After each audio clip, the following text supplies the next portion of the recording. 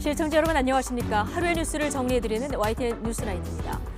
장고 끝의 선택은 멈춤이었습니다. 당대표 불출마 선언을 한 나경원 전 의원의 정치 행보에 엇갈린 해석들이 나오는데 어쨌든 국민의힘 전당대회 구도는 다시 한번 요동치겠죠. 나 전 의원을 지지하던 표심은 어디로 갈지 잠시 뒤 YTN 여론조사와 함께 전망해보겠습니다. 28일 검찰 출석을 앞둔 이재명 민주당 대표, 오늘 초선 강경파 의원 모임인 철험회 의원들과 오찬을 함께했습니다. 비명계 의원 중심의 연구 모임이 곧 출범한다는 소식도 들리는데 연휴 지난 민주당 분위기도 살펴보겠습니다. 전국을 얼린 냉동고 추위에 내일은 중부지방에 많은 눈 예보가 또 나와 있습니다. 수요일 뉴스나이트, 오늘의 헤드라인 먼저 보시고 날씨부터 전해드립니다.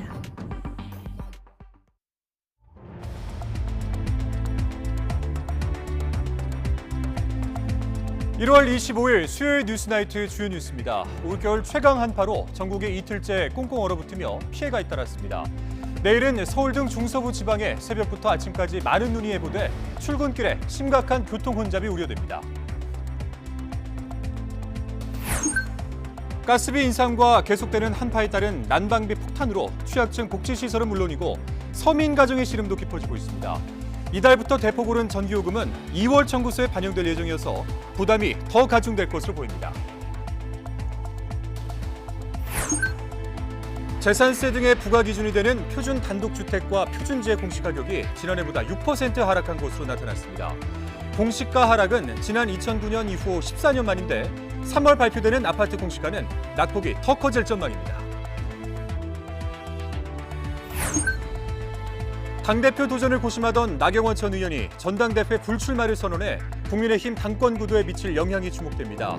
YTN 여론조사에서는 나 전 의원 지지 표심이 안철수 의원 쪽에 더 쏠리는 것으로 나타났습니다. 김정은 북한 국무위원장이 중국으로부터 자신을 보호하기 위해 주한미군이 필요하다는 말을 했다고 폼페이오 전 미 국무장관이 회고록을 통해서 주장했습니다. 판문점 남북미 정상회동에 문재인 대통령이 참여하는 걸 북한과 미국 모두 원하지 않았다는 내용도 담겼습니다. 우리나라 기관에 대한 사이버 공격을 예고했던 중국 해킹 그룹이 우리말 학회 등 12개 학술기관의 홈페이지를 해킹했습니다. 당국이 비상 대응 체계를 점검하며 대비했지만 피해를 막지는 못했습니다. 네, 중부지방 체감 영하 25도, 북극 한파가 그야말로 맹위를 떨치면서 오늘 아침은 이번 겨울 들어서 가장 추웠습니다. 내일 아침은 한파가 조금 주춤하겠지만 서울에 큰 눈이 예상돼 출근길 교통 대란이 우려됩니다. 김진두 기자가 먼저 전해드립니다. 북극 한기의 기세는 연휴 뒤 첫 출근길을 꽁꽁 얼렸습니다. 한파에 대비한 두꺼운 복장도 옷깃을 파고드는 매서운 추위에는 역부족입니다. 철원군 임남면 기온이 영하 28.1도, 파주는 영하 20.9도, 서울도 영하 17.3도를 기록했습니다. 이번 겨울 최저 기온입니다. 특히 체감온도는 도심 지역도 냉동고와 비슷한 영하 25도에 머물러 한파의 강도를 실감하게 했습니다. 북극 한기는 중국 북동부와 우리나라, 일본 북부에 영향을 줬습니다. 중국 헤이룽장성 기온은 관측사상 가장 낮은 영하 53도까지 떨어졌고 일본 홋카이도에는 영하 10도의 한파와 함께 1m의 폭설이 쏟아졌습니다. 한파는 내일 잠시 누그러들겠지만 이번에는 대설이 예고됐습니다. 남서풍이 불며 서해에 형성된 눈구름이 내륙으로 유입되기 때문입니다. 서울을 비롯한 중서부에 2에서 7cm, 서해안에는 10cm가 넘는 많은 눈이 내리겠습니다. 출근 시간대를 전후로 눈이 내릴 것으로 예상되는 만큼 교통안전에 각별히 유의해 주시길 부탁드리겠습니다. 한파가 누그러들어도 서울 기온은 영하 7도. 따라서 내린 눈이 도로에 얼어붙어 빙판을 잃을 가능성이 커 교통 대란이 우려됩니다. 기상청은 출근길을 조금 서두르거나 대중교통을 이용해 달라고 당부했습니다. YTN 김인두입니다. 눈 예보에 맞춰서 서울시가 비상대응 체계를 가동합니다. 서울시는 내일 새벽 0시부터 오후 3시까지 수도권에 2에서 7cm의 눈이 예보되면서 오늘 밤 11시에 제설 2단계를 발령하고 비상근무에 돌입한다고 밝혔습니다. 먼저 내일 지하철과 시내버스 전 노선의 출퇴근 시간대 집중 배차 시간을 30분 연장합니다. 이에 따라 출근 시간대에는 아침 7시에서 9시 반, 퇴근 시간대에는 오후 6시에서 저녁 8시 30분에 집중 배차가 이루어집니다. 제설 작업에는 인력 9천여 명과 장비 1,300여 대가 투입됩니다. 울릉도에는 사흘 동안 이미 70cm가 넘는 폭설이 내렸습니다. 섬 전체가 눈에 덮인 설국으로 변했는데요. 바라보기는 좋지만 여객선 운항이 끊기고 또 도로가 통제되는 등 불편도 잇따랐습니다. 허성준 기자의 보도입니다. 굵은 한방눈이 그야말로 펑펑 쏟아집니다. 솟아오른 바위산과 소나무에도 흰 눈이 한가득 쌓였습니다. 항구나 도로도 눈에 덮여 한 폭의 수묵화가 따로 없습니다. 경북에 있으면서 이렇게 눈 많이 오는 거 처음 봤어요. 가슴이 있잖아요. 훤해져 보네요. 원각 온 천지가 하얘니까. 하지만 눈이 와 불편한 건 내륙과 마찬가지입니다. 경사가 급한 구간은 도로 통제가 잇따랐고 버스 운행도 차질을 빚었습니다. 특히 울릉과 내륙을 연결하는 뱃길이 끊기면서 주민과 관광객들의 발이 묶였습니다. 친척집 방문 목적으로 왔는데요. 눈이 너무 많이 와가지고 어디 가지를 못하고 있어요. 배가 결항돼서 언제 나갈지 모르겠어요. 주민과 공무원들은 눈을 치우고 길을 내는데 안간힘을 쏟고 있습니다.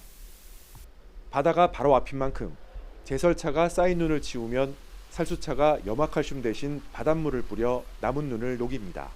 저 거의 철화 작업하듯이 했습니다. 거의 20시간 가까이 작업을 했죠. 한 2-3시간. 그것도 사무실에서 동료들이랑 같이 쪽잠을 자고 컵라면 먹어가면서.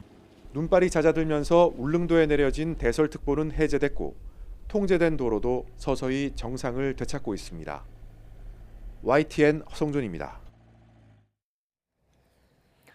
기상 악화로 항공편이 모두 결항해 어제 제주에는 관광객 등 4만여 명의 발이 묶였는데요. 임시편을 포함한 항공기 500여 편이 투입돼 3만여 명을 수송합니다. 일부 승객들은 내일쯤 집으로 돌아갈 수 있을 전망입니다. 보도에 고재형 기자입니다. 항공기들이 제주공항 활주로에서 힘차게 날아오릅니다. 설 연휴 마지막 날 항공편 전편 결항으로 제주에 발이 묶인 이용객들을 수송하기 위해서입니다. 결항편 승객들을 수송하기 위해 임시편을 포함한 항공기 500여 편이 종일 제주공항과 다른 지역을 오갔습니다. 제주공항 출발 대기실은 사람들로 꽉 찼습니다. 항공권을 구하려는 사람들로 항공사 창구마다 긴 줄이 이어져 있습니다. 다행히 항공권을 구한 사람은 이제라도 집으로 돌아갈 수 있다는 생각에 마음이 놓입니다. 직장 다니는 와이프가 있어서 마음이 급했는데 다행히 가게 되어서 근데 바로 이제 청주로 가는 게 아니고 서울 갔다가 다시 내려가야 되거든요. 아직도 일정이 많이 남아 있습니다. 임시편 40대 투입 등 500여 편이 운항하지만 결항 승객 4만여 명 중 3만여 명만 표를 구했습니다. 이른 새벽부터 줄을 서도 표를 구하지 못한 사람들은 답답한 마음뿐입니다. 한 2시간 정도 더 기다리면 대기표를 받을 수 있지 않을까 싶고 그렇더라도 오늘 간다는 보장이 없고 내일 정도에 가게 되지 않을까 생각하고 있습니다. 원하는 목적지로 가는 항공편이 없어 김포공항 등 다른 공항으로 가는 사람들도 많았습니다. 이에 따라 김포공항의 야간 항공기 이착륙 시간은 새벽 1시까지 2시간 연장됐습니다. 체류객 4만여 명 중 3만여 명이 빠져나가면 제주공항 정체는 목요일쯤 해소될 전망입니다. YTN 고재영입니다. 제주에 발이 묶였던 시민들의 귀가를 돕기 위해서 서울 지하철 5호선과 9호선의 막차 운행 시간이 1시간 연장됩니다. 서울교통공사는 오늘 서울 지하철 5호선과 9호선에 각각 열차 한 대를 추가로 투입해 1시간 연장 운행한다고 설명했습니다. 다만 5호선, 9호선 외 다른 호선은 연장 운행을 하지 않아서 환승은 불가능합니다. 무섭게 오른 난방비의 취약층 복지시설은 시름이 깊습니다. 운영비 절반이 난방비로 들어가는 시설도 있다 보니 겨울 내내 걱정이 클 수밖에 없습니다. 박정현 기자가 보도합니다. 서울 구로구의 지역 아동센터. 다문화 가정이나 기초생활수급가정 초등학생 37명을 돌보고 있습니다. 어린이들이 생활하는 공간이라 항상 따뜻하게 유지하려 하지만 가스보일러 설정 온도를 높이는 게 쉽지 않습니다. 가스요금 인상분이 반영되면서 지난달 난방비 폭탄을 맞은 탓입니다. 100제곱미터 남짓 공간에 청구된 금액이 무려 79만 원.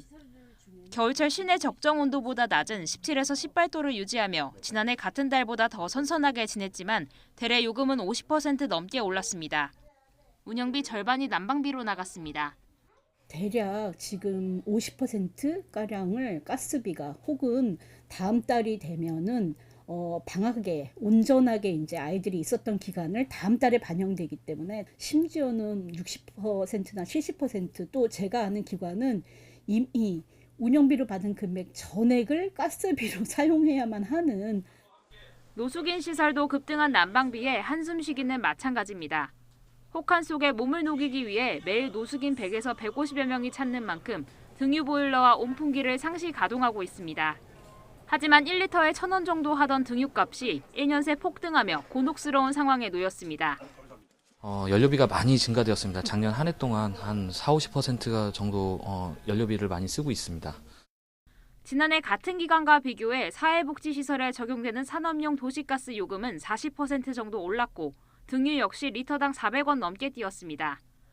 러시아 우크라이나 전쟁과 고환율 여파로 천연가스와 기름 가격이 가파르게 오르며 공공요금도 출렁인 건데 정해진 예산에서 운영되는 복지시설에선 그 여파가 유독 큽니다. 난방에 들어가는 돈이 늘수록 다른 곳에 쓸 비용은 그만큼 줄어들기 때문입니다. 이에 따라 보건복지부도 일부 사회복지시설에 난방비를 추가 지원하기로 했지만 앞으로 난방비가 더 오를 여지도 있어서 이들의 시름이 겨우내 이어질 가능성도 배제하기 어렵습니다. YTN 박정현입니다.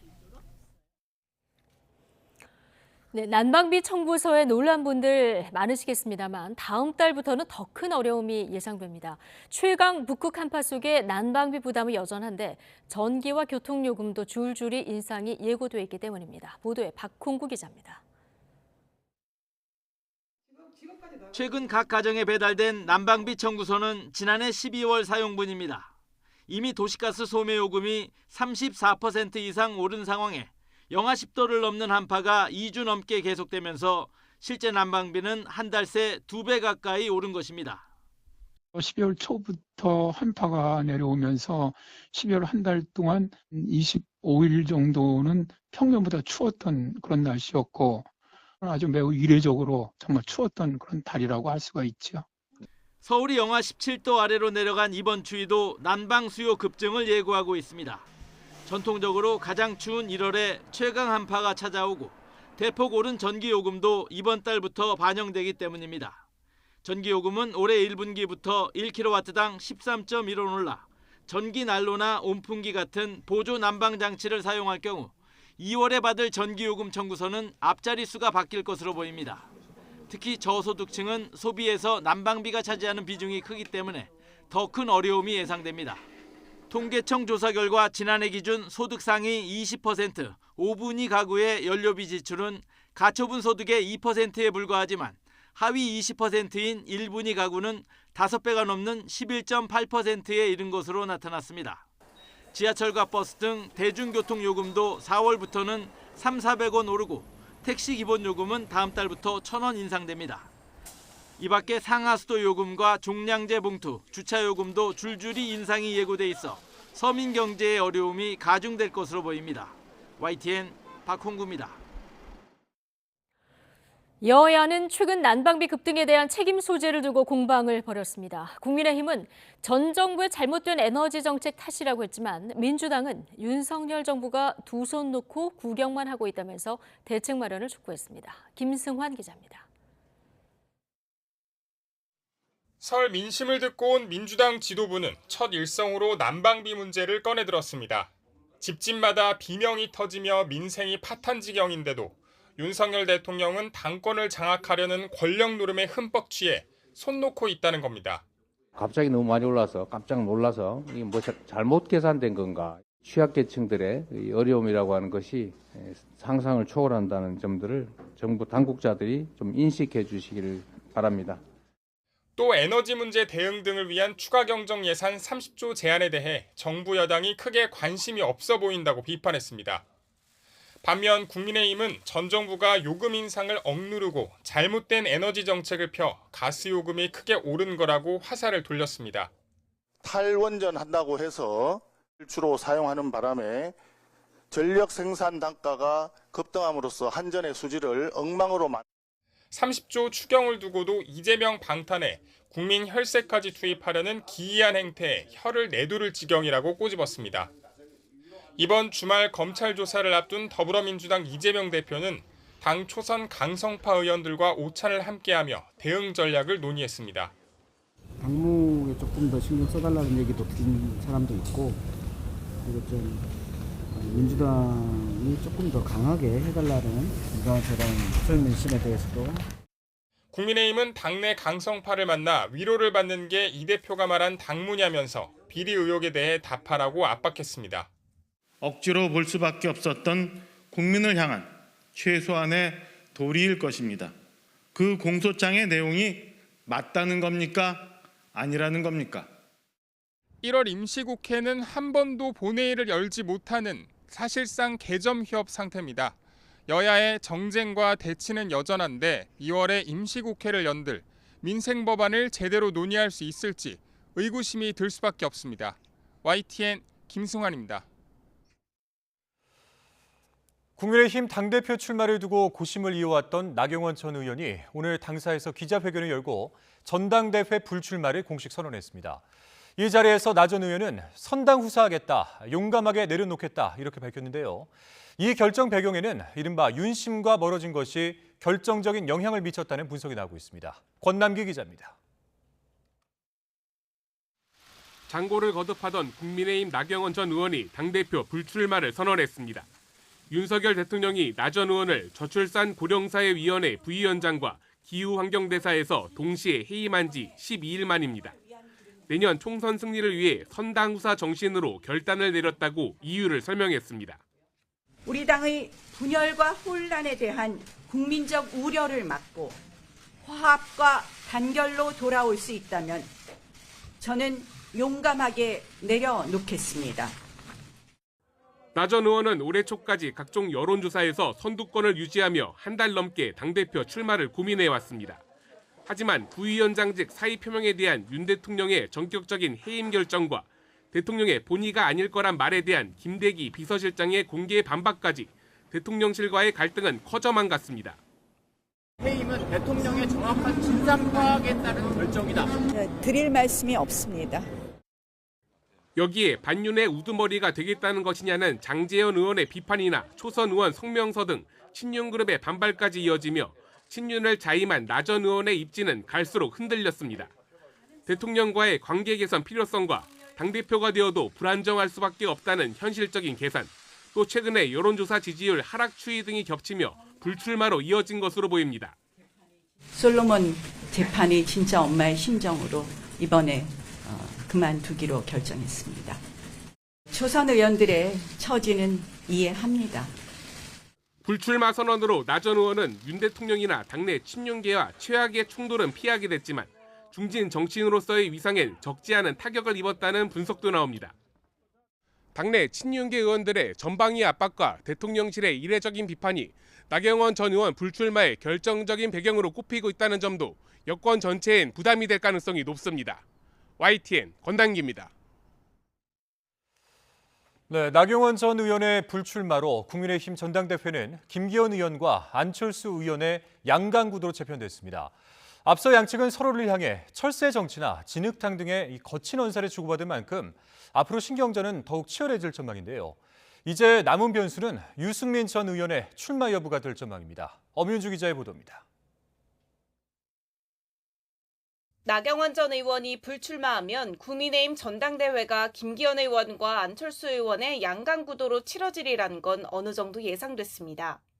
YTN 여론조사에서도 두 의원은 오차범위 안에서 접전을 벌이며 2강 체제를 구축했고 나 전 의원이 뒤를 쫓는 구도였습니다.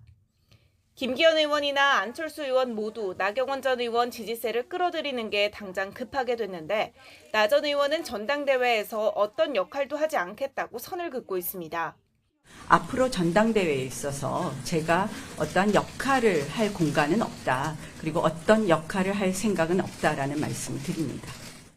그럼에도 양측은 나 전 의원 불출마가 미칠 파장에 촉각을 세우며 새 확장에 고심하고 있습니다.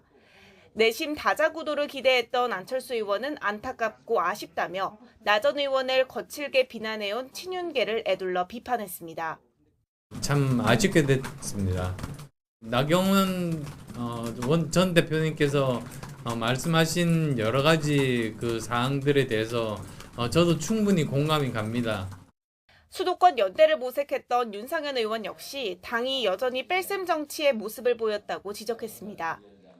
반면 친윤계의 지지를 받고 있는 김기현 의원은 대승적 결단, 당을 위한 살신성인이라고 추켜 세웠는데 나 전 의원 지지표를 염두에 둔 발언으로 해석됩니다. 대승적 결단을 하면서 살신성인의 모습을 보였다고 높게 평가하고 싶습니다. 앞으로 우리 나경원 대표님과 함께 같이 손잡고 이제 남아있는 가장 큰 변수 가운데 하나는 대통령실과 친윤계의 연일 각을 세웠던 유승민 전 의원의 등판 여부인데 출마 여부에 따라 당권 구도는 한 번 더 출렁일 수 있습니다. 나경원 전 의원의 불출마로 국민의힘 전당대회 판세가 사실상 김기현 의원과 안철수 의원의 양강 구도로 굳어지며 양측의 날선 신경전도 갈수록 고조될 것으로 보입니다. YTN 엄윤주입니다. 네, 그동안 나경원 전 의원을 지지했던 표심이 이제 누구를 향할지도 변수로 떠올랐습니다.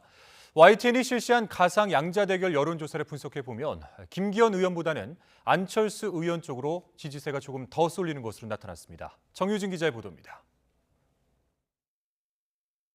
김기현 안철수 의원이 국민의힘 당대표 경선 결선 투표에서 맞붙었을 때 누구를 지지할 건지 YTN이 국민의힘 지지층에게 물었습니다.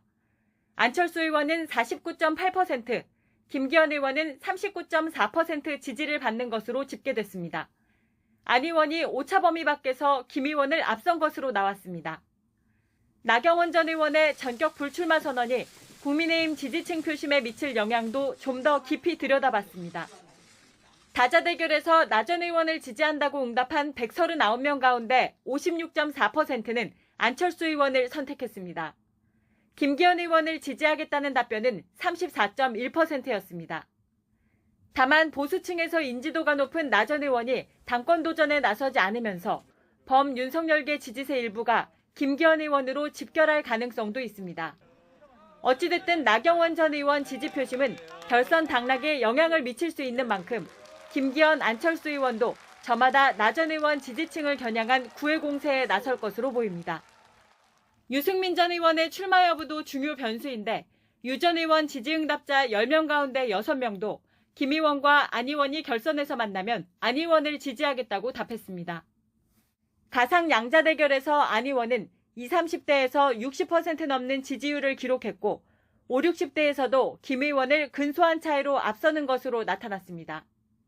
김 의원은 40대에서 안 의원보다 많은 지지를 얻고 있지만 2030 세대 지지세는 약했습니다. 권역별로는 안 의원이 수도권과 충청, 호남 지역에서, 김 의원은 전통적 지지층이 많은 영남 지역에서 높은 지지율을 기록한 가운데 서울과 영남 지역에서 두 후보 격차가 크지 않은 점이 눈에 띕니다. 이번 조사는 전국 만 18세 이상 국민의힘 지지층 784명을 대상으로 전화면접 방식으로 이뤄졌습니다. 표본 오차는 플러스 마이너스 3.5%포인트로 지금까지 공개된 국민의힘 당권 관련 전화면접 여론조사 가운데 최다 표본, 최소 오차입니다. YTN 정유진입니다. 대한민국 1호 영업선을 자처하며 중동과 스위스 순방의 경제 성과를 이끌었던 윤석열 대통령이 국제 기준에 맞춰 정보 시스템을 바꾸라고 주문했습니다. 윤 대통령은 내일 국민의힘 지도부와 2달 만에 회동하고 국정과제 등을 논의할 예정입니다. 박수정 기자입니다. 설 연휴 다음 날 주재한 국무회의. 전례 없는 순방 선거를 통해 제2의 중동 붐을 일으키겠다는 각오를 밝힌 윤석열 대통령은 거듭 영업사원 슬로건을 내세웠습니다. 대한민국 1호 영업사원으로 신발이 닳도록 뛰고 또 뛰겠습니다. 국무위원들 한 분 한 분 모두 다 이 나라의 영업사원이라는 각오로 뛰어주시기를 부탁드립니다. 300억 달러 투자 유치 등에 대한 후속 조치로 한 UAE 투자 협력 플랫폼 구축을 신속하게 진행하라고 주문했습니다. 이어 글로벌 스탠다드, 국제 표준을 언급하며 규제 개혁을 언급했습니다. 특히 국제 표준에 맞춰 정부 시스템을 개조해 국가를 정상화하고 초인류 국가로 거듭나야 한다고 강조했습니다. 우리 제도를 글로벌 스탠다드에 맞춰서 대한민국을 세계 최고의 혁신 허브로 만들어야 되겠습니다. 수출 전략 회의와 규제 혁신 전략 회의를 통해서 이 사안을 직접 챙기겠습니다. 조급하게 미시적인 제도를 바꾸기보다 체인지 띵킹, 생각 바꾸기를 시작점으로 삼아야 한다고도 덧붙였습니다. 과학기술 인재 양성에 있어서는 해괴한 논리나 이념이 아닌 과학에 기반한 정부 의사결정이 중요하다며 전 정부를 겨냥한 발언도 했습니다. 당분간 순방 성과를 가시화하는 데 주력할 예정인 가운데 윤 대통령은 국민의힘 지도부와 오찬 회동을 합니다. 지난해 11월 한남동 관저에서 이루어진 비대위 지도부 만찬 이후 2달 만인데 3대 개혁을 포함한 국정과제 이행을 위해 여당의 역할을 당부할 것으로 보입니다. 특히 나경원 전 의원이 당대표 선거 불출마를 선언한 바로 다음 날의 만남이라 관련 대화가 오갈지 관심입니다. YTN 박소정입니다. 민주당 이재명 대표의 소환 조사를 준비하고 있는 검찰은 최소한 이 대표가 대장동 개발 당시 민간 업자들이 받은 특혜를 묵인했다고 보고 있습니다. 앞서 공개된 대장동 일당 공소장에는 이 대표가 개발이익 일부를 받기로 한 계획도 승인했다고 적었지만 실제 뇌물 약속 혐의까지 적용할 수 있을지는 미지수입니다. 나혜인 기자입니다. 반년 넘게 대장동 사건을 다시 수사한 검찰은 민간 특혜의 핵심 배경에 성남시 제1공단 공원화 사업이 있었다고 결론냈습니다. 이재명 대표가 성남시장에 출마할 때 공약한 사업인데 재정 여건이 안 돼 어렵게 되자 1공단에 공원만 만들면 되니 사업비를 댈 수 있으면 대장동은 알아서 하라고 했다는 겁니다. 이후 전권을 넘겨받은 유동규 전 본부장이 이 대표의 승인 아래 민간업자 멋대로 대장동을 개발하게 해줬다는 게 검찰의 판단입니다. 검찰은 특히 이 대표가 치적으로 내세우는 1,800억 원대 고정이익 확보 역시 특혜 시비를 우려한 유 전 본부장이 먼저 제안했다고 보고 있습니다. 대장동 땅이 애초 원주민들이 원했던 환지 방식이 아니라 수용 방식으로 개발된 것도 정영학 회계사가 기존 입장을 바꿨기 때문이라고 판단했습니다. 물론 애초 성남시에선 줄곧 수용 방식을 고수했던 만큼 이 대표 입장에선 특혜를 준 게 아니라는 근거로 삼을 수도 있는 대목입니다. 민간 개발하지 않고 공공 개발해서 개발이 조금이라도 더 환수하려고 최선을 다해 노력했고 하지만 검찰은 적어도 이 대표가 대장동 사업자 공모 전에 내정자가 있다는 사실은 알고 있었다고 의심하고 있습니다. 따라서 공무상 비밀 누설이 핵심인 이해충돌 방지법 위반 혐의는 물론이고 배임 혐의 적용에도 문제가 없을 거란 관측이 많습니다. 검찰 관계자는 민간 특혜가 있었다는 건 논란의 여지가 없고 책임을 어디까지 물을 것인지를 판단하는 일만 남았다고 설명했습니다. 다만 설 연휴를 뜨겁게 달궜던 대장동 지분 약속 혐의까지 적용하는 건 어려울 수 있다는 분석도 나옵니다. 검찰은 김만배 씨의 지분 약속이 정진상 전 정무조정실장을 통해 이 대표에게 보고됐다고 보고 있지만 당사자들 모두 입을 닫고 있기 때문입니다. 검찰은 이 대표 조사를 사흘 앞두고 뇌물 혐의로 구속 기소된 정 전 실장을 다시 불러 이 대표의 관여 여부를 계속 추궁했습니다. YTN 나힌입니다. 검찰 수사를 받는 이재명 대표와 관련해서 전국 유권자 10명 가운데 6명은 재판에 넘겨지면 당 대표직에서 물러나야 한다고 보는 것으로 나타났습니다. YTN이 엠브레인 퍼블릭에 의뢰해서 전국 유권자 2,002명을 대상으로 진행한 조사에서 응답자 63.8%는 이 대표가 기소되면 당 대표직을 사퇴해야 한다고 답했습니다. 대표직을 유지해야 한다는 답변은 27.9%였습니다. 다만 민주당 지지층에서는 이 대표가 직을 유지해야 한다는 답변이 60.7%로 사퇴해야 한다는 33.4%보다 많았습니다. 성남FC 후원금 의혹과 대장동 위례 사건, 변호사비 대납 의혹 등 이 대표와 관련된 검찰 수사 성격에 대해서는 53%가 이 대표 개인의 비리 수사, 33.8%는 야당 탄압용 정치 수사라고 답했습니다. 반면에 민주당 지지층은 69.8%가 야당 탄압용 정치 수사로 본다고 답했습니다. 이 대표의 당대표로서 직무 수행을 어떻게 평가하느냐는 질문에는 잘한다는 응답이 35.5%, 잘못한다는 응답이 51.8%로 집계됐습니다.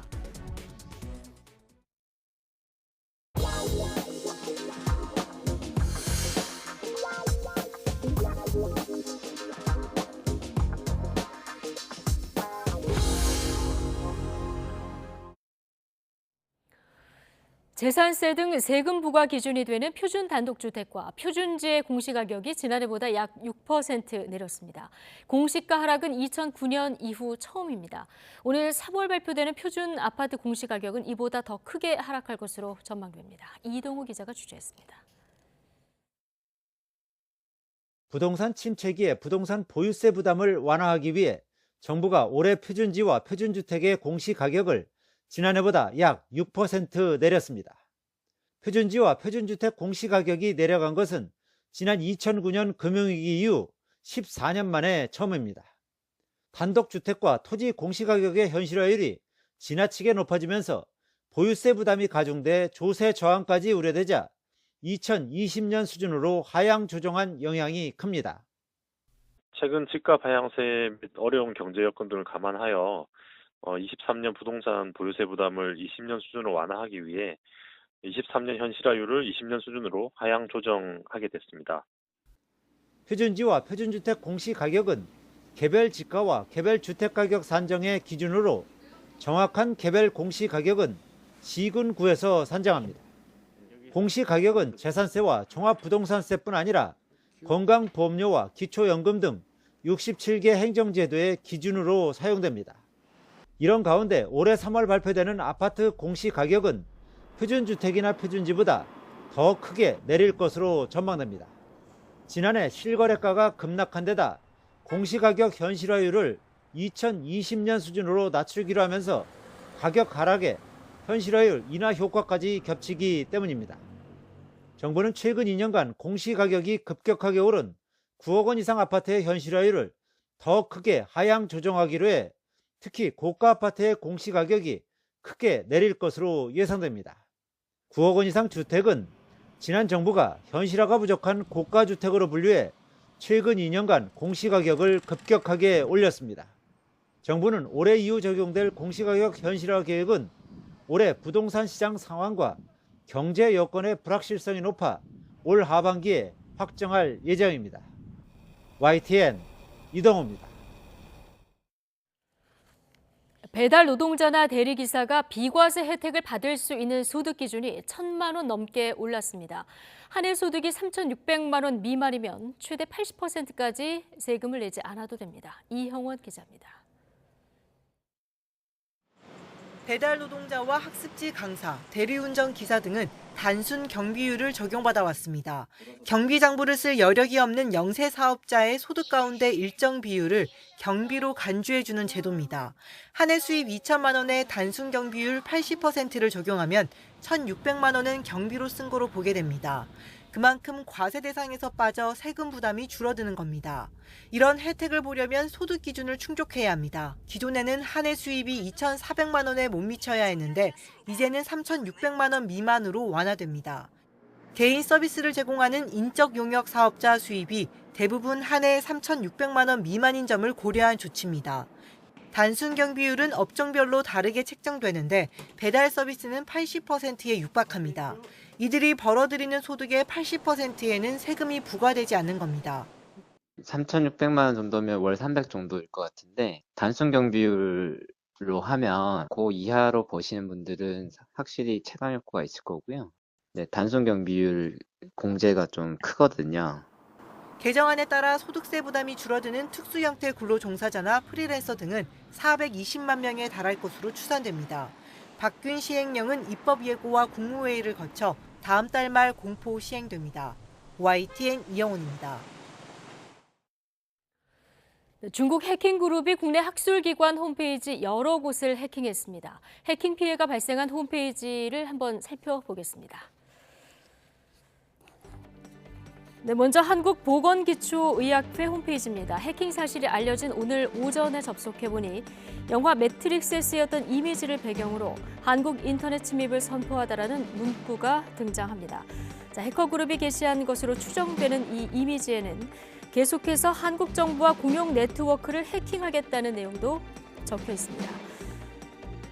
해킹 피해가 발생한 곳은 우리말 학회, 한국고고학회를 비롯한 학회 홈페이지가 대부분으로 현재까지 피해를 입은 것으로 확인된 사이트는 모두 12곳에 이릅니다. 앞서 과학기술정보통신부는 최근 국제 해킹 조직이 우리나라 기관 등에 대한 사이버 공격을 예고했다고 밝혔는데요. 이를 위해서 긴급 점검에 나섰지만 피해 자체를 막지는 못했습니다.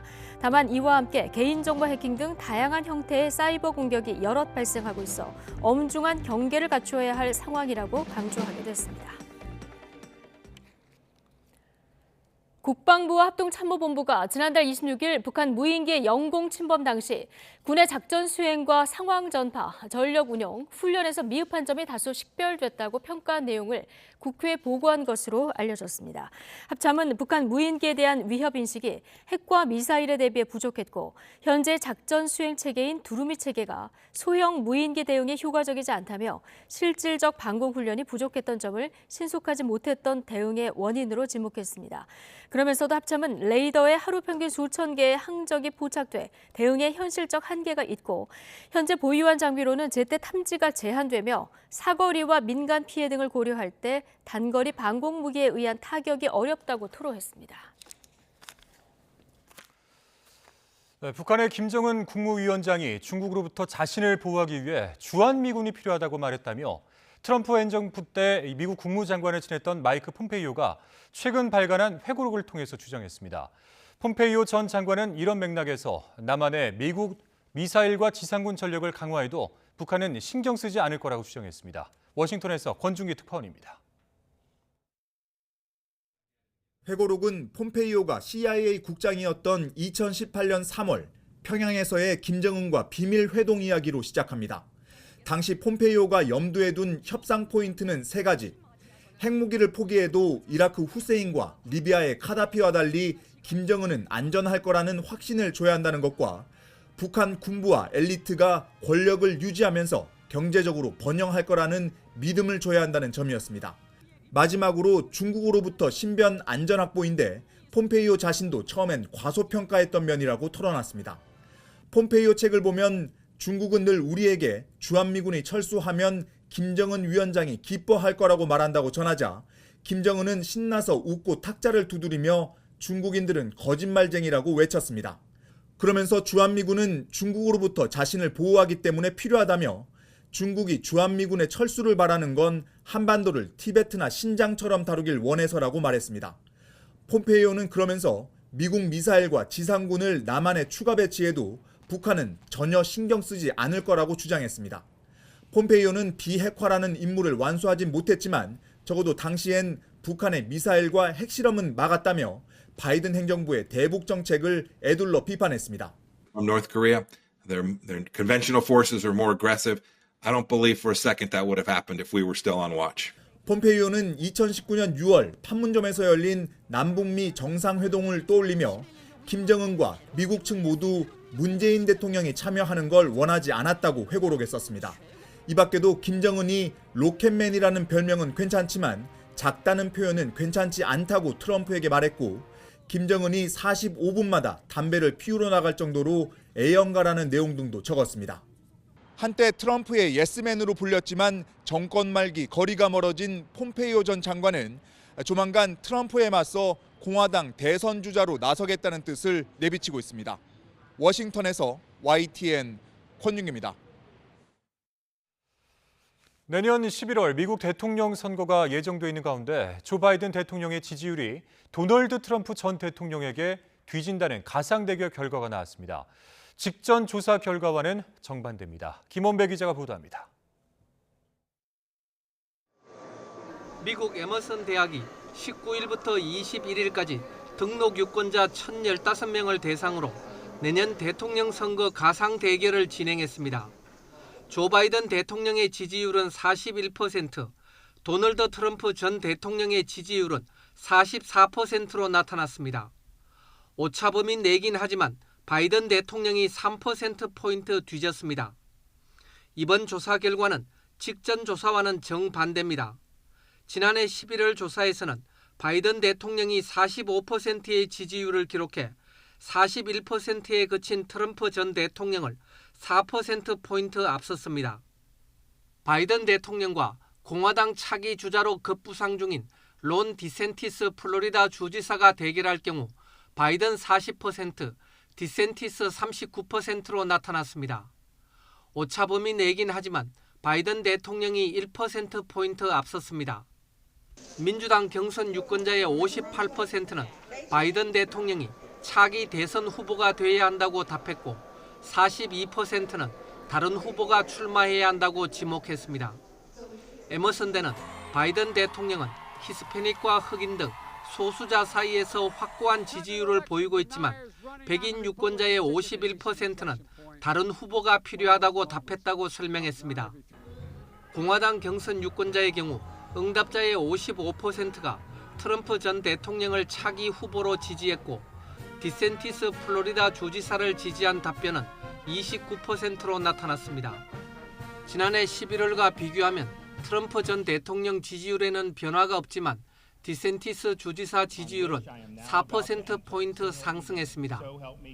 내년 대선 출마를 준비하고 있는 바이든 대통령은 오바마 전 대통령 시절 부통령으로 재직할 당시의 기밀 문서가 개인 사무실과 윌밍턴 사저에서 잇따라 발견되며 타격을 받고 있습니다. 바이든 대통령은 앞서 트럼프 전 대통령의 기밀 유출 문제가 불거졌을 때 트럼프 전 대통령을 맹비난했는데 자신도 비슷한 처지에 놓이면서 내로남불 지적과 함께 후폭풍에 휩싸였습니다. YTN 김원배입니다. 우리나라에 비해 겨울이 포근한 일본에도 10년 만에 최강 한파가 몰아쳤습니다. 익숙하지 않은 추위에 폭설까지 내려 곳곳에서는 도로와 열차 운행이 마비됐고 인명피해도 발생했습니다. 도쿄에서 이경화 특파원입니다. 일본 오사카 인근 교토에 최고 15cm의 눈이 쌓였습니다. 겨울에도 좀처럼 영하로 내려가지 않는 지역에 강풍과 함께 큰 눈이 내린 겁니다. 그 영향으로 한때 열차 15편이 멈춰서 일부 차량에는 새벽까지 승객들이 갇혀 있었습니다. 이 중 10여 명은 응급 후송됐습니다. 10時間閉じ込められて、もうずっと10時間電車の中で、もうその間にももう体調不良の方がいっぱいおられたんで。 기습적인 폭설과 한파로 도로도 사실상 마비됐습니다. 고베와 나고야를 잇는 고속도로 일부 구간에서는 수십 킬로미터씩 차들이 발이 묶였습니다. 다른 지역에서도 빙판이 된 도로 위에서 크고 작은 사고가 속출했습니다. 三重県は雪に慣れてないので、できるだけ乗っていただかない方が安全かなと。 포근한 일본 남부 큐슈 지역도 이번 한파의 예외가 아니었습니다. 오이타현別府에서는 폭설과 강풍에 나무가 쓰러지면서 60대 남성 한 명이 숨지기도 했습니다. 最新の気象情報や交通関係の情報に十分ご注意いただき、不要不急の外出は控えていただきますようお願いいたします。 남에서 북까지 일본 전역에 걸친 이번 한파와 폭설은 26일을 정점으로 꺾일 전망입니다. 일본 기상청은 일부 지역에 최고 80cm의 눈이 더 내릴 것으로 예보하고 추가 피해가 없도록 대비할 것을 당부했습니다. 도쿄에서 YTN 이경아입니다. 이번 주까지 춘제 연휴가 계속 이어지는 중국에서는 제로 코로나로 3년 동안 억눌렸던 여행 수요가 분출하고 있습니다. 중국인들이 은행에 쌓아둔 돈도 900조 원에 육박해서 국제 물가에 대한 상승 압력이 될 거란 우려가 나오고 있습니다. 베이징에서 강정규 특파원입니다. 동양의 베니스라고 불리는 중국의 수상마을. 난간을 꽉 채운 인파가 뒤뚱뒤뚱 걸음을 옮깁니다. 세계 문화유산 병마용에서도 앞사람의 뒤통수만 구경하다 나오기 일쑤입니다.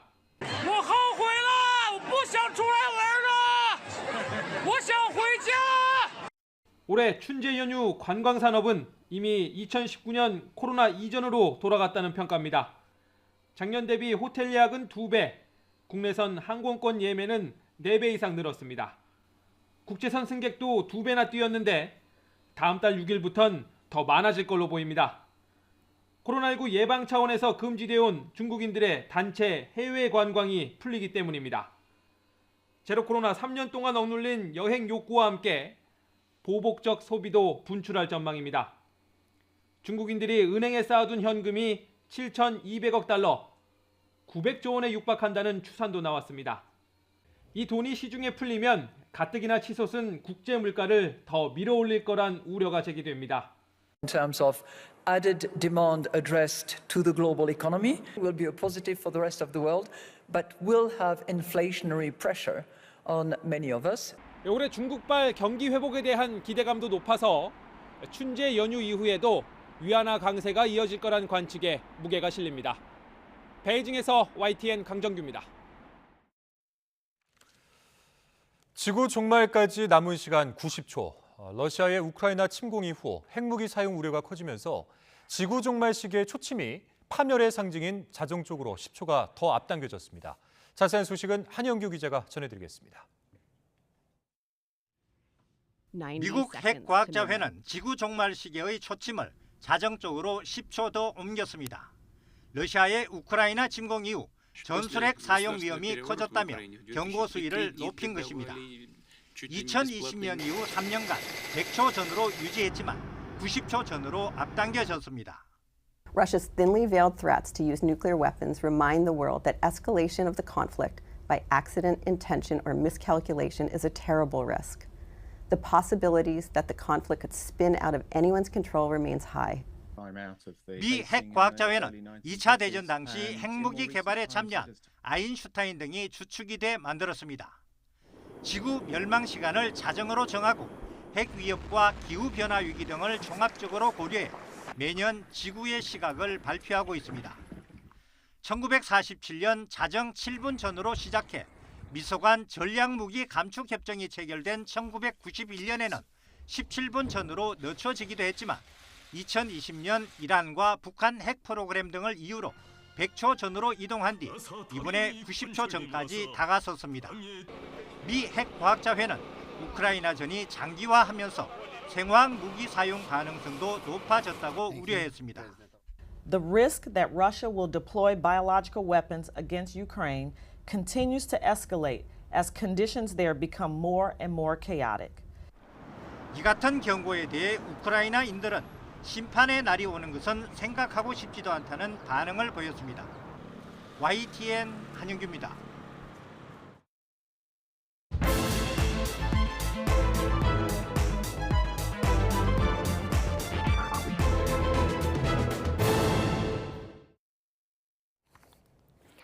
네, 오늘의 정치권 관심 뉴스들 진단해보는 나이트 포커스. 김근식 전 국민의힘 비전전략실장 그리고 서용주 더불어민주당 상근 부대변인 두 분 모셨습니다. 어서 오십시오. 안녕하세요. 예, 안녕하십니까. 자, 당대표 출마를 거듭 고민해오던 나경원 전 의원 결국 불출마를 결정했습니다. 오늘 국민의힘 당사에서 가진 기자회견 주요 내용 먼저 직접 듣고 오시겠습니다. 저는 이번 국민의힘 전당대회에 출마하지 않습니다. 우리 당의 분열과 혼란에 대한 국민적 우려를 막고 화합과 단결로 돌아올 수 있다면 저는 용감하게 내려놓겠습니다. 정당은 곧 자유민주주의 정치의 뿌리입니다. 포용과 존중 절대 간직해야 합니다. 질서 정연한 무기력함보다는 무질서한 생명력이 필요합니다. 건강한 국민의 힘, 그리고 윤석열 정부의 진정한 성공을 기원하겠습니다. 저의 출마가 분열의 프레임으로 지금 작동하고 있고 극도로 혼란스럽고 이 국민들께 정말 안 좋은 모습으로 비춰질 수 있는 부분이 있기 때문에 당을 사랑하는 마음으로 솔로몬 재판의 진짜 엄마의 심정으로 제가 그만두기로 결정했습니다. 앞으로 전당대회에 있어서 제가 어떠한 역할을 할 공간은 없다. 그리고 어떤 역할을 할 생각은 없다라는 말씀을 드립니다. 네, 저희가 해석의 여지가 있는 부분들 중심으로 좀 발췌를 해봤는데요. 먼저 분열과 혼란을 막기 위해서 용감하게 내려놓는다. 이게 오늘 얘기한 불출마 이유입니다. 네, 출마, 불출마 이 입장문 두 가지를 다 써놓고 오늘 아침까지 고민을 했다 이렇게 전해지는데 마지막에 불출마로 딱 결심을 하게 된 가장 큰 이유는 뭐라고 보십니까? 사실 한 달 정도 이 출마 불출마에 대한 이제 고민이 지속됐지 않습니까? 네. 지난번 이른바 그 저출산 대책을 발표한 다음에 대통령실에서 반박을 공식화한 이후로 거의 한 달여 가까이 이걸 끌어왔는데요. 네. 그러니까 제가 볼 때 오늘 불출마를 최종 결심하게 된 데는 가장 큰 이유는 아까 나경원 전 대표 말대로 나경원 전 대표의 출마 여부가 마치 윤심에 반항하는 또 윤심에 저항하는 그런 어떤 새로운 비윤의 어떤 그 정치적 행보로 지금 읽히고 있는 게 또 현실입니다. 그게 이제 분열의 프레임이라고 아까 이야기를 했습니다만, 예. 그러니까 본인의 그 의지와 상관없이 본인이 출마를 결심하게 되면 이것이 당내의 분열과 갈등의 또 다른 후폭풍이 더 생길 거라는 아마 생각을 충분히 했을 것 같고 그런 의미에서 선당후사 그리고 용감하게 내려놓겠다는 이야기를 좀 했을 거라고 보이고요. 예. 그게 누구의 잘잘못을 떠나기 전에 그리고 이제 두 번째 제가 볼 때 불출마를 결심하게 된 데에는 최근에 한 1, 2주 사이에 지지율이 하락세를 계속 보여줬죠. 그러니까 초기에 당대표 여론조사에서는 1순위로 1등을 달렸었는데 선두를 달렸다가 이 부분이 계속 시간을 끌면서 하락세를 계속 보이기 때문에 이럴 경우에는 자칫 결선 투표에도 못 올라갈 수 있다는 우려가 현실적으로 좀 작동했을 가능성이 있고 세 번째는 제가 볼 때 뭐 제 개인적인 생각입니다만 나경원 전 원내대표의 이 배심이라고 할까요? 뚝심.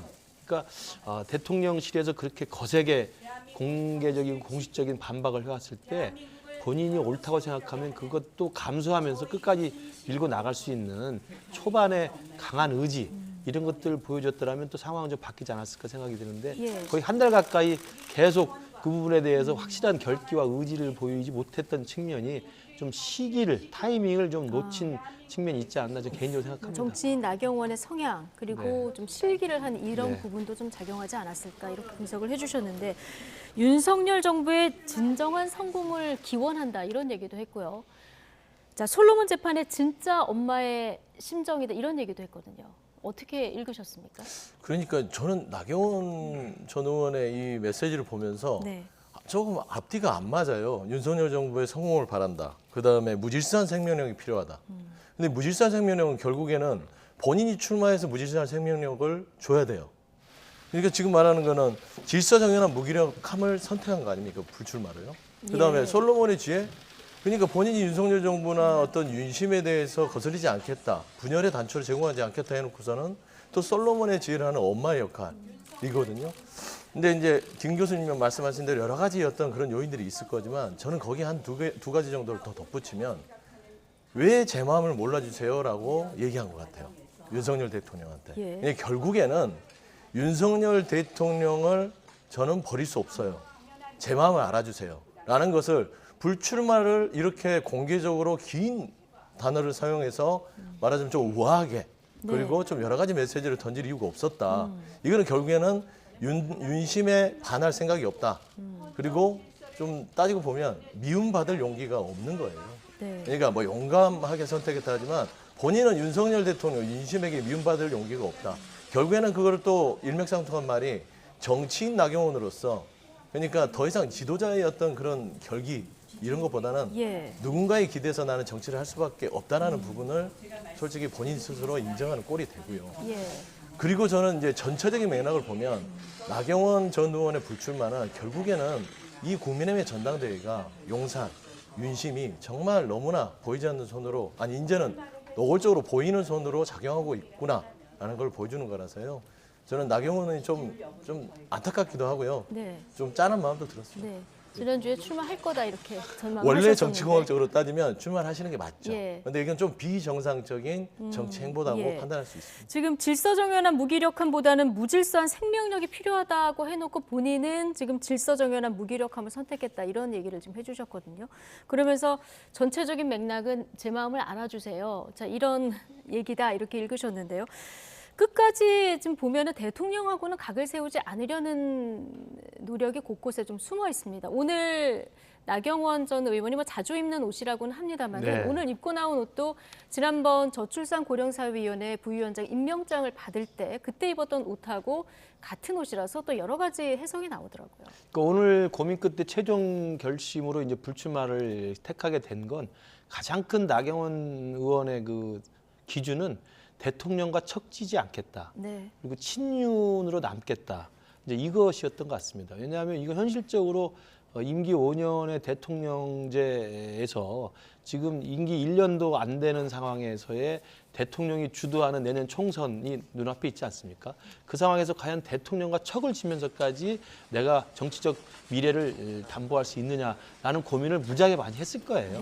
뭐 그런 고민 끝에 이제 그런 길을 택하지는 않는 것으로 선택을 했고, 그걸 아까 제가 말씀드린 것처럼 분열의 프레임으로 작동하는 것을 더 이상 견딜 수 없다는 선당우사의 양보 정신이 있었고, 그걸 나경원 의원 입장에서 보면 일견 나는 친윤인데 자꾸 나를 반윤이나 비윤으로 낙인 찍는 일부 세력들이 분명히 존재하고 그 세력들에 대해서는 지금도 굉장히 불편한 감정을 표현하고 있지 않습니까? 곳곳에 좀 드러나죠. 그렇습니다. 그러니까 예. 그런 불편함과 서운함과 좀 화가 난 건 있지만 그래도 대통령에 대한 나의 충심은 그대로고 선당후사로서 당이 더 이상 나로 인해서 분열되거나 갈등하는 건 맞겠다는 생각은 네. 일견 저는 이해가 갑니다. 예. 그렇기 때문에 아마 용기 있게 내려놓는다는 이야기도 했고, 그다음에 또 하나는 아까 말씀드린 것처럼 솔로몬 재판에 나오는 그 어머니의 심정이라는 게 반드시 반이라도 갈라서 가져가겠다는 욕심보다는 내가 포기하고 양보하고 내려놓더라도 온전하게 당을 지키고 집권 여당이 잘 되기를 바라겠다는 나름의 또 본인의 또 그런 그 심정을 나타낸 거라고 생각이 듭니다.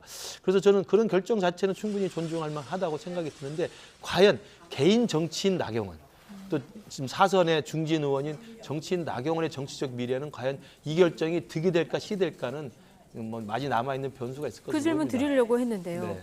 정치 인생 최대의 위기다 이런 전망도 나오지만 또 반대의 시각도 있더라고요.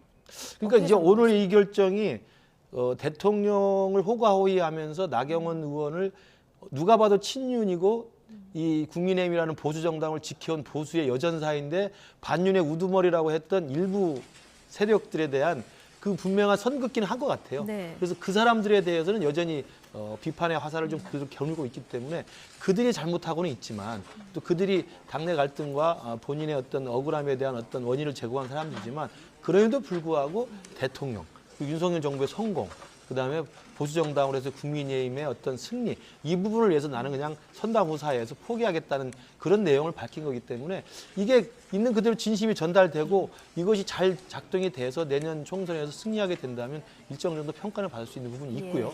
그러나 또 한편으로는 아까 우리 서영주 대변인이 이야기하신 것처럼 정치 지도자는 별의 순간이 왔을 때 그 별의 순간을 잡는 결기와 의지가 필요합니다. 그리고 별의 순간을 잡아서 민심과 당심에 의존해서 또 본인이 당심에 호소해서 본인의 정치적 정당성을 확인받는 절차라는 게 또 필요한 게 있기 때문에 그 부분을 시도하지 못하고 그냥 무릎 꿇었다는 의미에서는 과연 지도자로서의 어떤 향후 행보에 어떤 평가가 있을지는 두고 봐야 될 것 같습니다. 그러니까 정말 두고 봐야 되는데 뭐 잘한 선택인지 잘못한 선택인지 이건 정말 두고 봐야 되는 상황인데, 물러날 때 또 물러나면 나중에 기회가 올 수도 있다 이렇게 얘기를 하시는 분들도 있는데 앞으로 정치인 나경원의 입지 어떻게 보십니까? 그러니까 정치인 나경원의 개인의 선택은 본인이 책임지는 것이죠, 정치인들이요. 그런데 여성 지도자로서 본인이 사선의 원내대표까지 지내서 나름대로 이 좀 귀한 여성 지도자라고 생각할 수 있는 분인데 이번 행보를 보면서 지지자들이 많은 실망을 했겠구나. 이 정치인이라는 것은 결국에는 아까 말씀한 대로 굴복하느냐 그걸 역경을 이겨내느냐 두 가지를 봅니다. 그러니까 당원만 보는 게 아니잖아요, 정치인은. 국민들이 보잖아요. 그걸 봤을 때 1월 20일 날 본인이 대통령실에 얘기를 던지면서 나의 해임은 대통령의 뜻이 아닐 것이다. 했는데 바로 대통령실에서 반박이 나오면서 대통령의 뜻이다 하니까 그때 좀 당황하신 것 같아요. 그리고 딱 5일 있다가 네. 사과를 했을 때 당시에 사과는 출마하면 사과가 아니다. 진정한 사과가 아니다라고 하니까 5일 만에 오늘 출마를 접어버리잖아요. 예. 이런 거를 국민들이 봤을 때는 아, 정치인으로서는 더 이상 생명력이 없구나라는 판단이 더 클 것이고 살아도 죽은 것처럼 가늘고 긴 정치 인생이 앞으로 남아있지 않을까라는 좀 그런 염려가 있습니다. 정치라는 거는 짧게 얘기하면 뭔가 드라마와 감동을 줘야 되는데 지금 보면 어떤 정치 권력을 가늘고 길게라도 부여잡고 가겠다는 것으로 국민들은 오해할 수 있거든요. 그런 의미에서는 참 아까도 말씀드렸지만 안타깝다라는 말씀을 드리겠습니다. 지금 대통령실은 별다른 입장을 내놓지 않고 있는데요. 내일 대통령실에서 당 지도부하고 오찬이 예정돼 있더라고요. 이제 순방을 끝냈으니까 순방 성과를 공유하는 자리가 되겠습니다만은 오늘 나경원 의원이 불출마 선언을 해서 이 이슈도 못지않게 주목을 받고 있어요. 혹시나 얘기가 나올까? 예. 시기적으로도 이제 그런 분명히 해석이 가능한데요. 네. 일단 통상적으로 보면 해외 순방을 마치고 우리 여당 지도부와 이제 뭐 회동을 해서 순방의 성과를 설명하고 이제 후속 조치 같은 걸 당정 협의에 필요한 부분들을 요청할 수 있다고 생각합니다. 그래서 뭐 괜히 우리가 색안경 끼고 볼 필요는 없습니다만 어찌 됐든 주말에 대통령이 귀국을 했고 설 연휴가 끝나고 출마 여부에 대한 결심을 한다고 했기 때문에 네. 오늘 이제 불출마로 가닥을 잡았기 때문에 아마 내일 좀 편하게 대통령실에서는 대통령 입장에서도 비대위원들과 이제 당 지도부와 오찬을 좀 할 수 있는 시간을 좀 정한 것 같습니다. 그러나 이제 일단은 처음에 나왔던 이 나경원 전 대표에 대한 대통령실의 강한 입장이 어찌됐든 결과적으로 관철이 된 거 아니겠습니까? 그래서 나경원 의원이 불출마로 일단 정리를 했기 때문에 대통령실로서는 나경원 의원에 대한 어떤 섭섭함도 있었지만 또 고마움도 있을 거라고 생각이 예. 들고요. 그래서 아마 내일 그 지도부의 오찬 자리에서는 대통령이 직접 발언을 통해서 이 부분에 대한 이야기는 하지 않을 것입니다만은 어찌됐든 공개적인 그 메시지를 내면서 그 이야기를 합니다만 또 비공개로 전환된 다음에 식사를 하면서는 이러저러한 얘기가 나올 이야기도 수밖에 없겠죠. 나올 수 있고 분위기는 또 충분히 예. 감지할 수 있지 않을까 싶습니다. 예. 자, 국민의힘이 당권 경제 상황, 민주당 의원들은 어떤 시각으로 바라보고 있을까요? 고민정 최고위원 발언 잠시 듣고 오시죠. 참 윤심이 무섭구나 하는 생각이 들고 윤 대통령과 함께하지 않는 사람들은 다 잘려나가고 있는 모습이 참 잔혹해 보이더라고요. 유승민, 이준석, 나경원 이게 한 명씩 한 명씩 바깥에 있으니까 더 잘 보이더라고요. 잘려나가는 것 같이 보여요. 예, 그쪽이 다양한 목소리가 사그라들고 오로지 윤 대통령의 목소리만 살아남는 당이 된다면 저희로서야 뭐 나쁘진 않죠. 야당으로선. 그러나 대한민국 정치로서는 후퇴하는 거라고 생각합니다. 네. 윤심이 무섭구나. 민주당으로서는 나쁘지 않다. 이런 얘기를 좀 듣고 오셨는데 서영주 부대변인 나쁘지 그러게요. 않습니까? 민주당이? 아니 저는 이제 상대당의 어떤 전당대회에 대해서 뭐 평가를 뭐 혹평하고 싶지는 않은데 예. 그냥 객관적으로 봤을 때는 이게 국민들의 시각에서 봤을 때 아 윤심이 이렇게까지 국민의힘의 정당 정치에 관여를 하나라는 생각을 할 수 있습니다. 왜냐하면 처음에 이준석 대표를 토사구팽하고 그다음에 유승민 전 의원 자체를 당원 100%로 개정해서 따지고 보면 거의 식물 후보로 만들어 놓고 그다음에 당심에서 1위였던 나경원 후보를 또 이런 식으로 집중 포화를 통해서 말하자면 무릎을 꿇치잖아요. 저는 이런 부분들을 보면서 아 윤심이 무섭긴 무섭구나 말할 수 있을 것 같아요. 너무 패권적이다라고 보입니다. 예. 그러니까 정당 민주주의라는 부분들을 나경원 전 의원도 얘기했지만 정당 민주주의는 안에서 집단지성을 통해서 계속 어떤 논의를 통해서 대표도 선출이 되고 논의도 하고 싸우기도 하면서 생산적인 거를 가져와야 되는데 이게 일률적으로 그냥 서 있는 거예요. 용산에 잘 보여야만 당대표가 되고 용산을 거슬리면 나가 떨어진다. 이런 논리들이 됐을 때 국민의힘 내부에서는 잘 정리돼서 질서정연하게 누구 당대표를 통해서 잘 듣는 사람이 되겠지만 국민들이 과연 봤을 때 총선에서 과연 국민의힘의 이 같은 행보들을 좀 마뜩치 않게 보지 않을까라는 생각을 가지고 있습니다. 네. 꾸준히 나오는 당무 개입 비판은 어떻게 보십니까? 뭐 대통령의 기본 원칙이 당무에는 직접 관여하지 않는다는 것을 시종일관 갖고 있기 때문에 그 원칙은 뭐 저는 뭐 포기해서는 안 된다고 생각합니다. 그러나 이제 현실적으로 뭐 이준석 대표 사퇴 이후로 지금에 이르기까지 대통령실과 신뢰관계가 없는 여당 지도부도 사실은 현실적으로 불가능해요. 우리 대통령제라는 우리 한국 정치 현실을 감안할 때 그것도 집권 초반기에 윤석열 정부가 국정을 이제 시동을 걸고 국정 과제를 수행하면서 성과를 내야 되는 국면에서 대통령과 코드가 맞지 않는 또 대통령과 불신 관계에 있는 심지어는 대통령과 적대적이기까지 한 당 지도부는 사실상 현실적으로 이건 굉장히 위험할 수밖에 없습니다.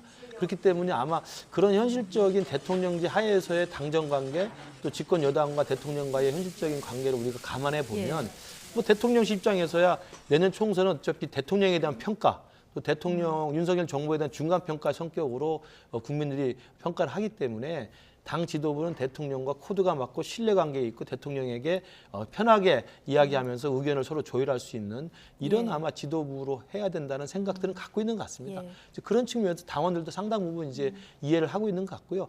물론 서영주 부대변인 말씀대로 또 오늘 나경원 원내대표가 불출마 선언문에 좀 날카롭게 지적을 했습니다만 당이 무기력하게 질서 정연하는 것보다는 질서가 없더라도 활력이 있어야 된다. 뭐 이런 이야기 하는 것은 당의 다양한 목소리가 있어야 된다는 이야기거든요. 그래서 그 다양한 목소리, 이견들이 계속 존재하고 공존하면서 그 당의 목소리들을 다 하나로 수렴해서 대통령실에 잘 전달하고 대통령실의 민심을 잘 반영하면서 대통령과 당이 혼연일체가 되는 이런 좀 바람직한 당정 관계를 만드는 게 맞기 때문에 그런 면에서는 국민들이 조금 이번 사태를 계기로 대통령실에 지나친 개입이 아니냐라고 생각을 한다면 향후에 당 지도부가 새로 선출된 다음에 그런 이미지를 불식하는 데 노력을 해야 될 거라고 생각합니다.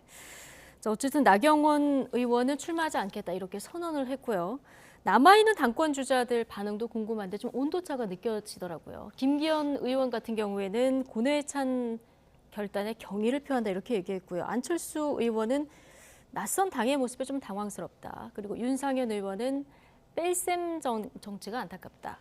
온도차도 좀 느껴지는데 어쨌든 나경원 전 의원의 그 적지 않은 표심이 있었기 때문에 이 구애 작전, 구애 쟁탈전도 좀 가열될 것 같아요. 그렇죠.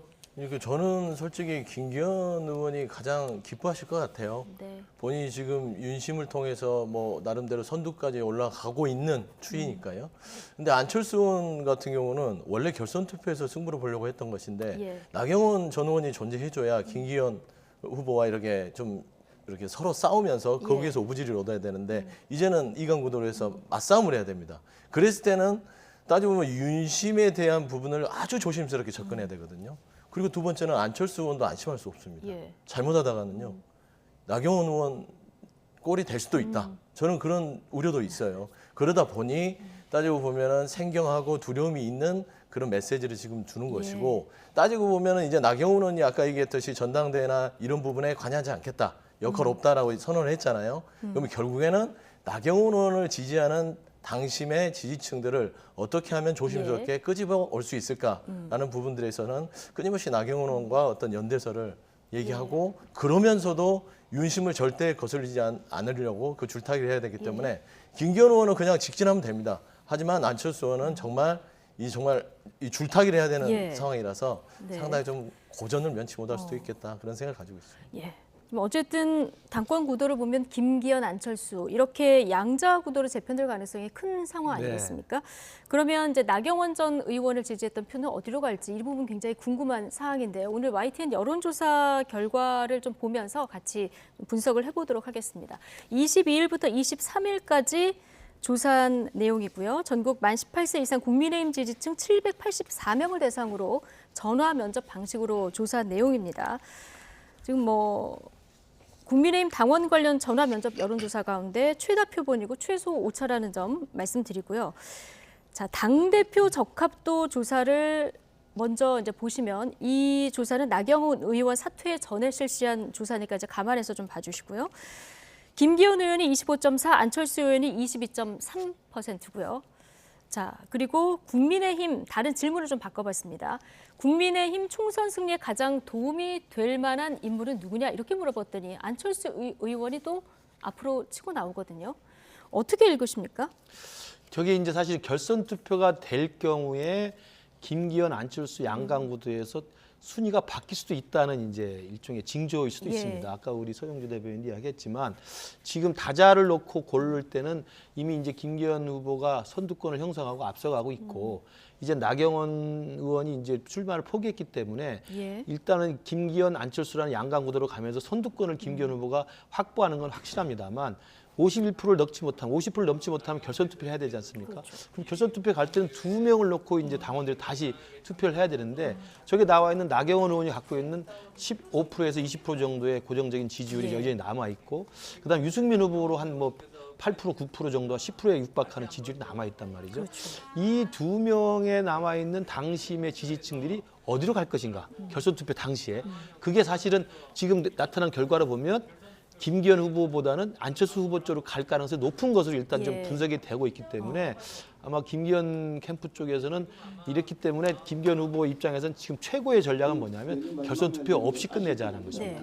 나경원 후보가 어차피 안 나오기 1차에서 때문에 가반 넘기자. 1차에서 예. 가반을 넘기자는 전략으로 지금 할 수밖에 없고 그 과정에서 앞으로 메시지는 이전에도 계속 내고 있습니다만 이제 선두를 형성한 다음에는 바로 1차에서 끝내자는 전략하에서 연포탕 전략으로 계속 나가는 거죠. 그러니까 이른바 이제 핵관들의 이미지는 좀 불식을 하고 그다음에 김장연대도 더 이상 사용하지 않고 하면서 김기현 대세론과 함께 이제는 연포탕, 연대와 포용과 탕평이라는 당을 분열보다는 당을 화합으로 시키겠다고 하는 것들을 아마 계속 메시지를 낼 것으로 보입니다. 그래서 지금 김장연대 말은 쏙 들어가고 그렇습니다. 연포탕 지금 저희 플래카드에도 연포탕 자, 이 글씨가 눈에 띄는데 이런 전략으로 좀 맞서는 것 같고요. 자, 저희가 결선 투표를 가정해서 여론조사도 좀 해봤거든요.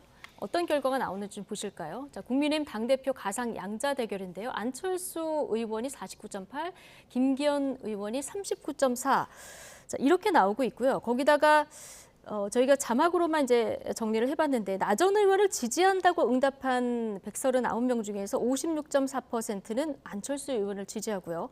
김기현 의원을 지지하겠다는 답변은 34.1%. 앞서 말씀하신 대로 유승민 의원 지지표가 어디로 가는지도 관심인데 자, 이렇게 되면 결선 투표로 가면 어떻게 되는지 모르는 상황이 되는 거죠? 줄곧 얘기했듯이 결선 투표로 가면 안철수 의원이 가장 유리합니다.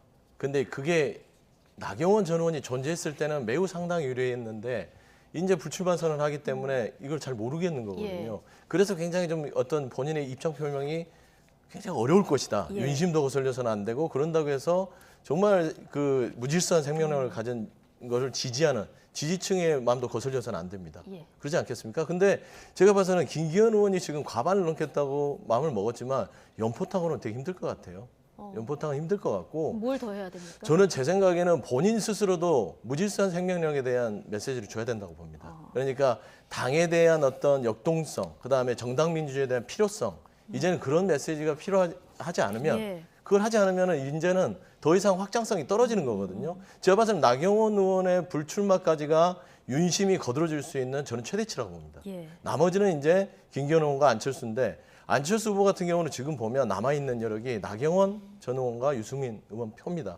이렇게 그냥 단순 수치만 보더라도 한 47%에 육박한다. 전체 총합이. 그러면 김기현 의원이 50%를 넘을 수 있을까요? 예. 안 되죠. 그러면 결국에는 나경원 의원과 유승민 의원에게 총합들을 보면 한 25% 정도의 당원들의 어떤 지지가 있는 이유는 이 당원들이 무질서한 생명력에 대해서 지지를 하고 있다는 겁니다. 그러면 결국에는 안철수 의원이나 김기현 의원이나 여러 가지 메시지를 이제는 윤심에 기대서 하는 것보다는 뭔가 확장성을 가진 어떤 요소들을 찾아야 된다라고 보시면 좀 더 마땅합니다. 예.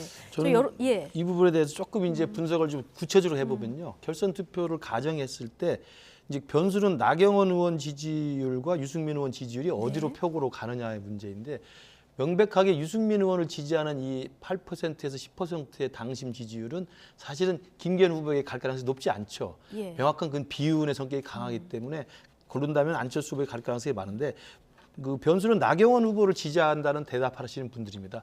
그러니까 나경원 후보를 지지한다고 대답하는 국민의힘 지지층들은 제가 볼 때 어떤 성향이냐면 안철수 의원을 신뢰하지는 않아요. 나경원 의원에 가 있는 표는 제가 이제 우리 당협에서도 우리 지역에서도 보고 이렇게 만나보면 안철수 의원에 대해서는 그냥 그 같은 계열사 사장 정도지 우리 본사에서 계속 일했던 분이라고 생각하지는 않습니다. 그러니까 오랫동안 우리 정당에서 국민의힘에서 지지했고 당원 생활했던 분들이 안철수 의원에게 선뜻 지지를 보내지는 못하는데 나경원 의원에 대해서는 오랫동안 봐왔고 셀럽이고 또 지지가 계속 있었고 또 당을 지켜왔던 사람이기 때문에 그 나경원 후보에 대한 그 지지가 있으면서도 또 한편 아까 말씀드린 윤핵관의 그런 그 호가호위에서는 좀 불만이 있는 분들이거든요. 네. 그래서 그 나경원 의원을 지지하는 15%에서 20% 정도의 요 표심은 상당히 묘합니다. 아, 그럼 나뉠 수 있다 이렇게 저는 보시는 충분히 나눌 수 거군요. 있다고 생각합니다. 이게 100% 안철수 의원을 가기도 어렵고요. 예. 또 김기현 의원에게 가기도 어렵기 때문에 그래서 아마 제가 말씀드린 것처럼 김기현 후보 측에서는 1차 투표에서 결선 투표 없이 하려면 그 나경원 의회에 가 있는 그 국민의힘 지지층들을 어떻게 끌어올 것인가가 최대의 관건이 되는 것이죠. 지금 하나만 좀 더 세부적으로 여론조사를 보면서 말씀을 드리면 연령별, 지역별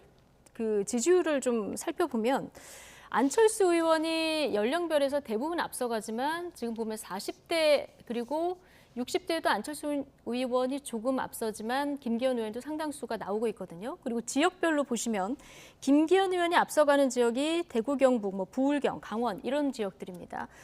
지금 당원이 편중된 지역이 60대 이상 그리고 영남이잖아요. 거기서 김기현 의원이 앞서가고 있는 상황이라서 이게 실제로 그 결선 투표에 들어가면은 유불리를 장담하기 어렵다 이런 분석도 나오는 게 같은 맥락일까요? 그렇습니다. 그러니까 실제로 유승민 의원을 지지한다고 응답하시는 분, 나경원 의원을 지지한다고 응답하시는 분들이 어디로 표심이 결선 투표에서 쏠리느냐가 중요한 변수인데 또 하나는 지금 말씀하신 것처럼 지금 여론조사는 모든 게 뭐냐면 국민의힘을 지지한다고 응답하신 분을 상대로 한 선택입니다.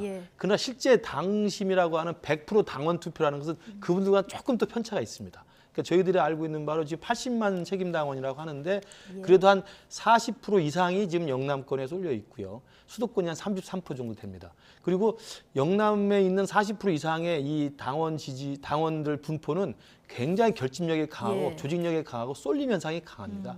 따라서 이분들은 투표에 적극 참여하고 한쪽으로 몰아줄 가능성이 굉장히 크다는 거죠. 그래서 지금 그 여론조사 지지율에 나오는 국민의힘을 지지한다고 응답한 분을 대상으로 한 이 표의 결과하고 실제 전당원 투표를 통해서 그 전당원 투표에도 한 50% 투표율이 안 나오거든요. 40% 미만이거나 내외로 나오기 때문에 결집이 강하고 쏠림 현상이 강하고 응집력이 강한 영남과 60대 이상의 표심이 오히려 과대 반영이 될 가능성이 있기 때문에 김기현 후보 캠프 측에서는 1차에서 끝낼 수 있다는 아마 목표를 가지고 뛸 가능성이 큽니다.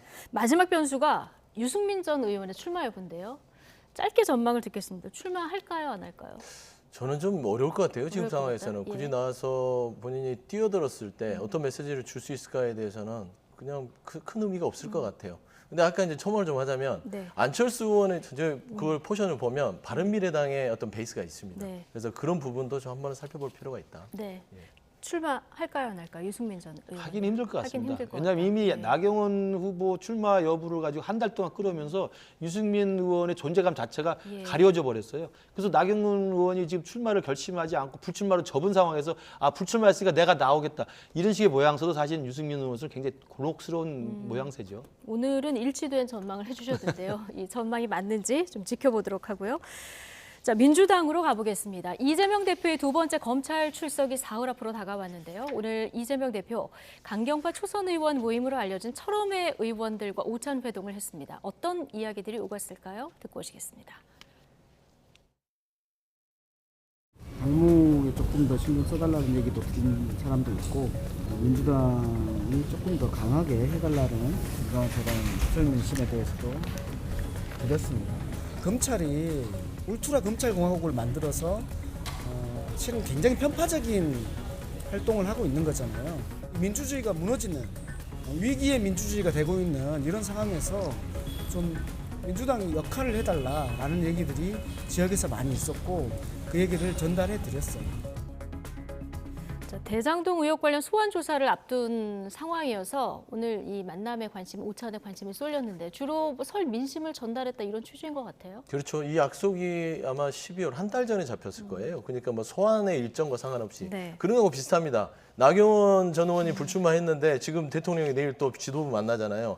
그런 비슷한 거예요. 불출마 선언하니까 만나는 게 아니라 오래전에 잡혔던 거를 오늘 만나게 되는 건데 소환을 앞두고 만나는 거구나라는 얘기를 하는 건데 기본적으로 철험회 같은 경우는 좀 강경이라고 알려졌지만 기본적으로 오늘 얘기한 것들은 지역에서 얘기하는 민심을 좀 전달하고 앞으로 민주당이 자꾸 어떤 사법 리스크에 갇히지 말고 어떤 민심에 대해서 조금 더 공격적이고 과감하게 이야기하고 그다음에 검찰권 남용 부분에 있어서도 너무 주눅 들지 말고 할 말은 하고 싸워가자 이런 얘기들이 좀 오간 걸로 알고 있는데요.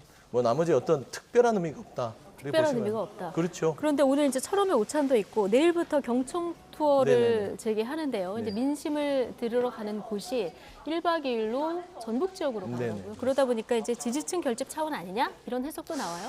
당연히 이 정당 정치를 함에 있어서 그 일정들은 지지층 결집이 맞습니다. 예. 그래서 지지층을 통해서 본인들의 우리 정당에 민주당이 가야 될 길을 이야기하고 또 지지층이 물어보면 대표께서 또 검찰소에 대해서 얘기도 하고 이 어떤 방향으로 갈 것이다라는 것이죠. 예. 단순히 가서 뭐 악수하고 사진 찍고 하는 건 아니고요. 그런 정당 활동들에 대해서 이거를 소환을 앞둔 어떤 일정이다, 정치적 행위다라고 분석하는 것은 조금은 좀 그렇게 보고 싶은 사람들이 보는 게 아닐까 생각합니다. 보고 싶은 사람들의 분석이다. 예, 그러게 보고 알겠습니다. 민주당은 검찰이 좀 무리한 기소를 하고 있다. 전체적으로 이렇게 보고 있고 오늘 정청래 의원 같은 경우에는 답정 기소, 검찰에 왜 나가냐, 그 불출마를 적극적으로 권유한다 이런 얘기도 오늘 했던 것으로 기억하는데 검찰도 지금 뭐 100장이 넘는 질문지를 준비하고 있다고 해요. 그리고 나면은 조사 이후에 검찰에 기소할지 안 할지 이 부분도 관심인데 자 관련해서 그 YTN 여론조사 하나 더 보겠습니다. 자, 검찰이 기소했을 때 이재명 대표 거취는 어떻게 해야 되느냐 이 질문을 던졌는데요. 자, 전 국민 대상으로 했을 때는 대표직을 사퇴해야 한다가 63.8%인데요. 자, 민주당 지지층으로 좁혀보면 대표직을 사퇴해야 한다가 33.4%로 줄어들거든요. 이 일반 국민 여론과 적극 지지층 사이 괴리가 적지 않습니다. 그러니까 이제 저게 아까 철험의 의원들과의 오찬에가 저희들이 이제 눈이 쏠리는 이유도 말씀하신 것처럼 철험의 소속 의원들이 이제 굉장히 강경한 입장을 갖고 있고 그다음에 예. 조국 사태 이후부터 이제 조국을 사수하는데 굉장히 앞장섰던 분들이잖아요. 그러니까 그 조국 사태 이후에 사실은 어떻게 보면 정권 교체까지 내주게 된 중요한 촉발 지점이었는데 그때 강경파 분들의 이야기는 아까 설날에 지역 민심을 전달했다고 했습니다만 민주당의 강경 지지층의 민심만 전달하면 저런 결과가 나올 수 있다는 거예요. 그러니까 지금 나온 여론조사 결과도 일반 여론조사를 하면 상당히 많은 국민들이 기소가 되면 사퇴된다는 입장을 내고 있는데 민주당 지지층으로 바꾸면 전혀 거꾸로 정반대로 나오지 않습니까? 이게 이제 저는 우리 한국 정당 정치의 지금 문제다. 그러니까 민심과 강성 지지층들의 당심이 너무 괴리되는 현상에 지금 여야 막론하고 마찬가지죠. 똑같이 우리 국민의힘에서도 민심을 상대로 일반 여론조사하면 유승민 의원 1등 나오지 않습니까? 당원들 상대로 하면 사실 3등, 4등밖에 나오지 않는다는 말이죠. 그러니까 이게 저는 어느 순간부터 양 진영의 세몰이와 양 진영의 이 분열과 이 분열의 정치가 굉장히 가속화되면서 민주당은 민주당대로 우리 국민의힘은 국민의힘대로 강성 지지층들의 목소리가 너무 과대 반영되면서 민심과는 좀 동떨어지는 게 좀 일반적인 현상인 것 같습니다. 예. 그래서 저는 이런 부분들을 어떻게 좀 좁혀나가느냐. 그래서 당의 지도부는 지도부대로 또 이재명 대표도 지금 야당 대표이기도 하고 현직 당대표인데 지금 일반 민심과는 전혀 동떨어진 행보를 하고 있는 것으로 지금 보이잖아요. 여론조사 결과만 갖고 본다면. 그래서 이런 그 민심의 여론조사의 결과와 적극적인 그 강경 당 지지층의 어떤 결과에 대해서 우리 정당이 어떤 입장을 취해야 되는지 민심에 좀 더 다가가야 된다고 생각을 합니다. 여야 모두. 예. 그러면서 좀 반성할 대목이 아닌가 싶습니다. 자, 이재명 대표 사법 리스크에 당과 개인이 분리 대응해야 된다. 자, 일부 의원도 이렇게 주장을 했는데요. 좀 김종민 의원이나 이원욱 의원, 비명계 의원들로 불리는 분들이 이런 주장 많이 했습니다. 자, 31일에 민주당의 길이라는 연구 모임을 출범한다고 하는데 이거 어떤 성격이라고 보면 될까요? 또 오늘 이 말을 자주 쓰네요. 나경원 전 의원의 무질서한 생명력. 그러니까 그런 겁니다. 정당 정치라는 게 다양한 의견을 통해서 여러 가지 그룹에서 말하자면 당대표, 이재명 대표 하나를 놓고 나서 일사불란하게 질서 있게 무기력하게 갈 수는 없는 거잖아요. 그런 의미에서 총선도 앞두고 있고 또 반대 의견을 말하는 의원들이 그 그룹을 만들어서 뭔가 당에 쓴소리를 할 수 있는 것이죠. 네. 그래서 그런 모임들은 제가 봐서는 그냥 있는 그대로 조금 당에 쓴소리를 할 수 있고 좀 더 옳은 소리를 할 수 있고 아니면 좀 다른 소리를 할 수 있고 그런 모임이 되지 않을까 좀 생각을 하는데요. 네. 특별히 어떤 민주당의 어떤 분열 이런 뭐 단초다 시작이다 이렇게 보기보다는 뭔가 여러 가지 다양한 집단 지성의 하나의 또 하나는 연구 모임으로서 자리매김하려는, 그리고 총선을 앞두고 가치와 방향이 비슷한 사람끼리 모여서 뭔가 논의를 하는 네. 그런 모임을 만들지 않았냐, 그래 보시면 될 것 같아요. 다양한 목소리의 일원이다. 그렇죠. 건강한 정당으로 가는 길이다. 그렇습니다. 자, 그런데 최근 민주당 내 비명계 움직임을 견제하는 움직임도 있었는데요. 설 연휴를 뜨겁게 달군 일이죠. 이른바 천원당원 논란입니다. 어떤 발언이 도화선이 됐는지 발언 먼저 듣고 오시겠습니다. 당내에서 책임 있는 의사결정에 참여하려면 그 문제와 관련돼서 정기적인 토론, 당내 활동에 어느 기준 이상을 하는 이런 당원들이 어떤 경쟁사의 주체가 돼야 되는데, 지금처럼 이제 천원당원 중심으로 가게 되면 동원당원 문제를 해결할 수가 없고, 기본적으로 그 당원 한 사람의 권리 행사가 일반 지지자들, 일반 국민들에 비해서 왜 우월한 어떤 권한을 행사해야 되는지 차별성이 분명해지지가 않아서 그 점에 대한 고민을 좀 해볼 필요가 있다는 거예요. 네. 천원당원 중심으로 가게 되면 동원당원 문제를 해결할 수 없다. 김종민 의원이 이게 11월 29일인가 한 발언인데요. 자, 이 발언 관련해서 강성 지지층 사이에 김종민 의원, 그리고 여기 참석했었던 이원욱 의원, 조응천 의원 징계 또는 탈당해야 된다, 이런 청원이 올라온 이런 상황입니다. 네. 지금 들으신 이 발언이 탈당까지 해야 되는 발언이라고 보십니까? 그건 아닌 것 같아요. 예. 그러니까 그 당원분들의 의견은 존중하지만 그렇게까지 저런 발언에 대해서 천원당원이다? 천원당원의 부분에 대해서는 먼저 그 당원들께서 먼저 얘기를 한 것 같아요. 네. 그 단어를 먼저 쓰신 것 같고. 근데 김종민 의원이나 당시 종천 의원이 저 모임을 했던 것은 민주당의 당원 구조를 어떻게 하면 단단하게 할 것인가라는 얘기를 하다가, 이게 선거 때마다 뭔가 그 지역에 출마하시는 분들이 가서 지역에서 당비를 1,000원을 내면 그게 이제 6개월 안에 자격 기준을 가져서 본인이 당원을 모집한 거를 신고를 하고 공천 심사에 반영이 되거든요. 이런 부분들이 너무 그냥 흩날리듯이 잠시 그거를 모집했다가 관리가 안 되고, 이런 부분들이 과연 민주당의 당원의 중심을 주는 당원 주권으로서 그게 맞느냐, 조금 더 길게 보고 중장기적으로 당원을 육성하자라는 얘기에서 나온 거예요. 이제 그런 내용들이 오해가 생긴 것인데, 네. 저는 그냥 겉으로만 보면 극성 당원들이 주장할 수는 있지만 좀 이재명 대표라든지 본인의 마음에 안 드는 발언을 한 의원들에 대해서 문자 폭탄을 보내고 이런 것들이 있습니다. 네. 정치도 사람이 하는 것이잖아요.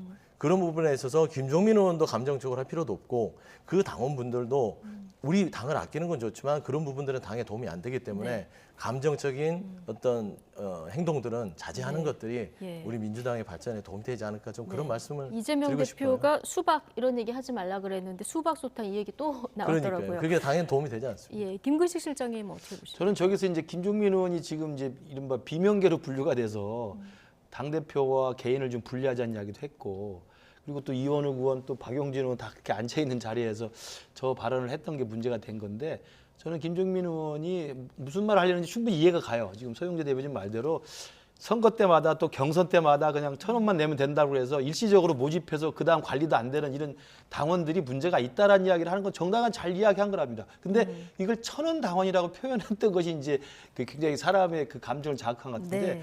1,000원 당원이라고 안 해도 되는 거거든요. 물론 이제 다른 또 당원들이 이미 그 단어를 썼기 때문에 그걸 차용한 것이지만은, 그래서 말할 때 1,000원 당원이라는 그 단어만 안 썼으면 이게 이 사태가 커지지 않았을까 생각이 드는데, 어찌됐든 정당의 주인이 당원이긴 합니다만 정당 민주주의를 아래로부터 탄탄하게 하기 위해서는 오랫동안 당에 대해서 애정을 가지고 또 당이 국민의 민심 속으로 들어갈 수 있도록, 당이 민심과 괴리하지 않도록 올바르게 지지하고 당을 이렇게 이끌어갈 수 있는 오래된 전통적 당원들이 있어야 됩니다. 그런 면에서 1,000원만 내고 좀 지나면 동원된 듯 하면서 동원돼서 경선에 참여했다가 또 그다음 지나고 나면 또 없어지는 네. 이런 당원들보다는 오래된 애정을 가진 당원들이 필요하다는 그런 취지 이야기는 충분히 납득할 만한 이야기여서, 네. 거기에 또 강성 당원들이 나서가지고 수박이라고 할 이유가 뭐가 있겠습니까?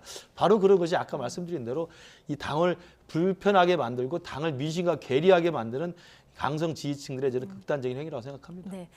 자, 마지막 주제 짧게 다뤄보겠습니다. 지금 오늘 중부지방의 체감 온도가 영하 25도, 그야말로 냉동고 추위다 이런 표현이 나오는데, 실내 온도 높일 수밖에 없죠. 그런데 난방비가 무섭게 지금 올랐습니다. 급등한 난방비 누구 탓이냐? 오늘 또 국회에서는 서로 민주당 탓이다, 국민의힘 탓이다. 자, 이렇게 공방이 붙었습니다. 어떻게 보십니까? 궁극적으로 따지면은 난방비 폭탄 지금 비명소리 납니다. 이거는 정부의 탓입니다. 윤석열 정부도 탓일 수도 있고 문재인 정부의 탓일 수도 있습니다. 중요한 거는 국민들이 지금 고통받는 게 난방비로 고통을 받는다는 게 중요한 문제 아니겠습니까? 결국에는 지금 여야가 서로의 탓을 공방을 벌이기보다는 이 근본적으로 난방비를 어떻게 해결해 줄 것인가 여기에 대해서 고민을 해야 된다고 봐요. 근데 서로 아쉬움이 커요. 우리 민주당에서는 야당이기 때문에 현 정부가 조금 더 현실적으로 고민했으면 좋겠다. 왜 가스 요금을 왜 4번이나 올렸을까? 조금 더 정책적으로 조정할 수 있거든요. 가스 요금은 원래 정부가 통제하는 겁니다. 정책적으로. 근데 이게 그렇잖아요. 너무 누적이 되다 보니까 전 그러니까 정부에서 너무 안 올려서 지금 짧게 얘기할 수 없는 부분들이 가스 요금은 기본적으로 뭐 그동안 많이 눌러놓은 이유가 코로나도 있었고요. 그다음에 당시에 보면 2019년도에 미국의 LNG 계약을 선물 계약을 18년 동안 11조 원을 문재인 정부 때 합니다. 그게 이미 가스 공사의 LNG 수급의 안정을 80%를 해놓은 상황입니다. 그러니까 경제 여건 당시에 어떤 물가, 그다음 자영업자들의 어떤 어려움, 그다음 국민들 코로나의 어려움 때문에 가스 요금을 계속 낮췄어요. 근데 예를 들면 윤석열 정부가 이런 부분에 있어서 조금 더 현실적으로 다가서야 되는데 또 문재인 정부 탓을 하는 거예요. 그러다 보니까 공방이 됩니다. 이렇게 해서는 안 됩니다. 예를 들면 2008년도에 당시에 국제 유가가 급등했을 때 그 고금리 사태가 있었잖아요. 그때 가스 요금을 엄청 눌러놔요. 그리고 나서 그 당시에 미수금이 5조 5천억이 되는데 이거를 박근혜 정부 때, 그러니까 이명박 정부 때 눌러놓은 거를 박근혜 정부 때 해소를 합니다. LNG 가격이 떨어졌을 때요. 그런 구조들을 가스 요금은 가지고 있어요. 그러니까 지금 중요한 것은 남 탓할 때가 아니라 윤석열 정부에서 고통받는 난방비로 고통받는 서민들, 취약계층에 대해서 좀 현실적인 대안을 내놓는 것이 취약계층 정치가 해야 될 일이냐. 그렇게 생각합니다. 난방비를 지원해야 된다. 네네. 민주당에서 이제 이런 얘기를 하고 있고요. 특히 추경 얘기도 나왔거든요. 국민의힘에서는 발끈하더라고요. 추경 이야기하는 건 좀 지나친 지금 포퓰리즘이라는 성격이 강하고요. 난방비 관련해서 정치적 공방은 저는 서 대변인 말씀이 공감합니다. 그러니까 민주당에서도 설 연휴 지나니까 날씨 혹한이고 난방비가 급등해서 사실 저도 받아봤더니 2배 가까이 올랐더라고요. 그 깜짝 놀라죠. 그럼 이것을 정쟁의 도구로 쓰기보다는 지난 5년 동안 문재인 정부 때 난방비를 어떻게 잡아놨는지를 본인이 알 거 아닙니까? 그러면 정책적 수요에 의해서 잡아낼 수도 있고 LNG 값이 전체적으로 원가가 떨어져도 또 올릴 때도 있고 그런 거거든요. 그런 내용을 알면은 정쟁화시킬 필요가 없는데 민주당이 그걸 또 민심에 부응하는 민심이라고 하면서 이제 정쟁화시켰던 거고 저는 국민의힘도 적절치는 않았다고 생각합니다. 그러면 지금 이 어려운 혹한기에 그리고 지금 금리도 오르고 환율도 오르고 물가도 오르는 이 상황 속에서 국민들이 힘들어할 때 난방비를 올릴 수밖에 없는 상황을 설명해 줘야 되거든요. 지금 우크라이나 전쟁 때문에 지금 LNG 값이 더 오르는 상황이지 않습니까? 그러면 이 국민의힘에서도 그러면 취약계층에 대해서 어떻게 이 난방비 폭탄을 막을 수 있는 대책을 만드는 것이 중요하지 문재인 정부 때 안 올려서 지금 이렇게 됐다라고 이야기할 필요는 없다고 생각합니다. 그래서 저는 민주당은 민주당대로 정쟁하지 말고 국민의힘은 집권 여당답게 취약계층과 난방비 문제를 해결할 수 있는 최선의 정책적 대안을 내놓고 설명하는 게 맞다고 봅니다. 네, 국민을 위한 방안을 양당이 같이 찾으면 되겠죠. 자, 나이트 포커스 오늘 여기까지 하겠습니다. 김근식 전 국민의힘 비전전략실장, 서영주 더불어민주당 상근 부대변인 두 분과 함께했습니다. 고맙습니다.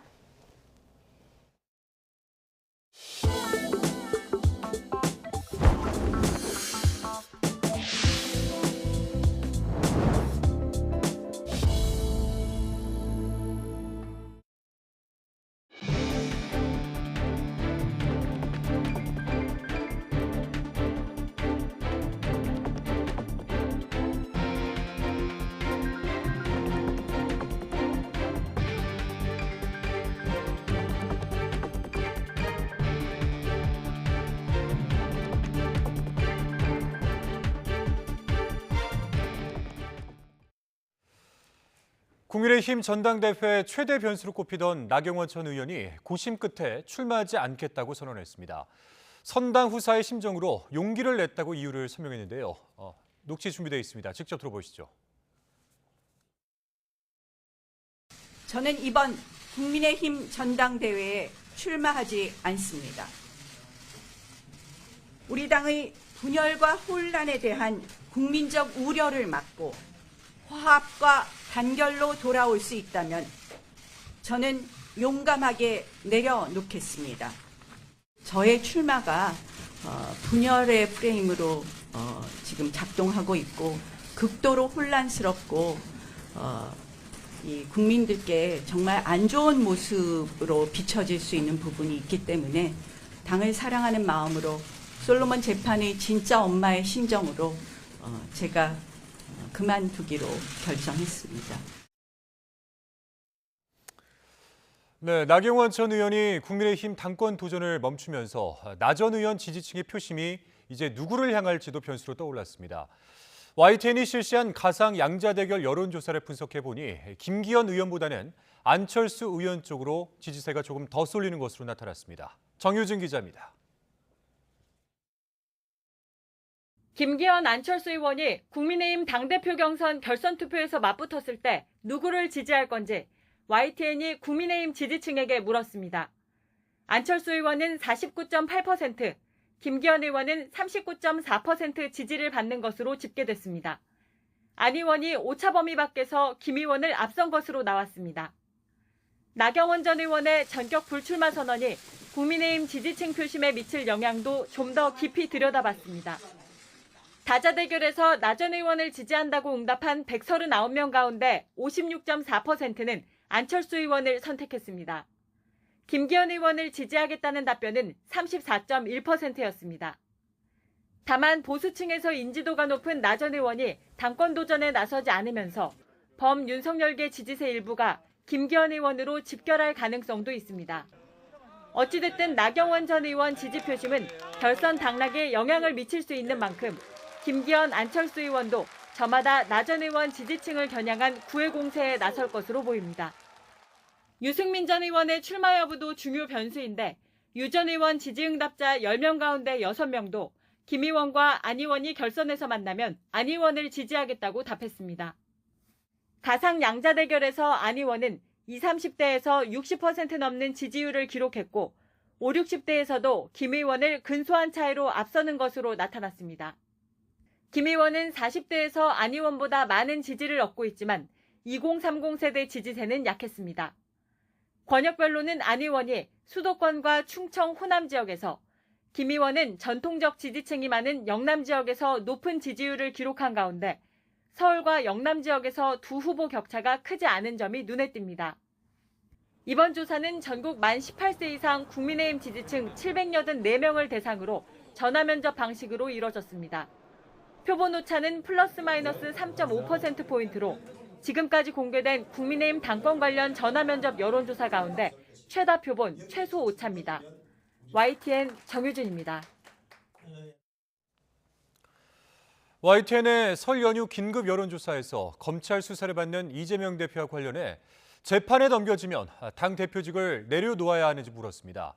전체 응답자 중에 사퇴해야 한다는 답이 64%에 달했는데 민주당 지지층에서는 33%에 그치며 대표직을 유지해야 한다는 여론이 높았습니다. 조성호 기자의 보도입니다. 민주당 이재명 대표가 당 대표로서 직무 수행을 어떻게 하고 있는지 물었습니다. 잘하고 있다는 응답이 35.5%로 당 지지율을 웃돌았지만 잘못한다는 유권자가 절반을 넘었습니다. 성남FC 후원금 의혹과 대장동 위례 사건, 변호사비 대납 의혹 등 이 대표 관련 검찰 수사의 성격도 질문했습니다. 개인에 대한 비리 수사라는 응답이 53%로 야당 탄압용 정치 수사라는 응답 33.8%보다 많았습니다. 40대에서만 야당 탄압이라는 답변이 많았고 나머지 연령대에선 개인 비리 수사라는 답변이 우세했습니다. 민주당 지지층으로 대상을 좁히니 10명 가운데 7명이 야당 탄압이라고 답했습니다.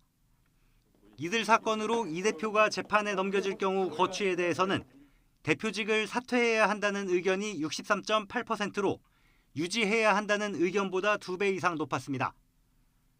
반면에 민주당 지지층에선 검찰이 기소하더라도 대표직을 지켜야 한다는 의견이 60.7%로 우세했습니다. 지지층 가운데 사퇴해야 한다는 응답은 33.4%였습니다.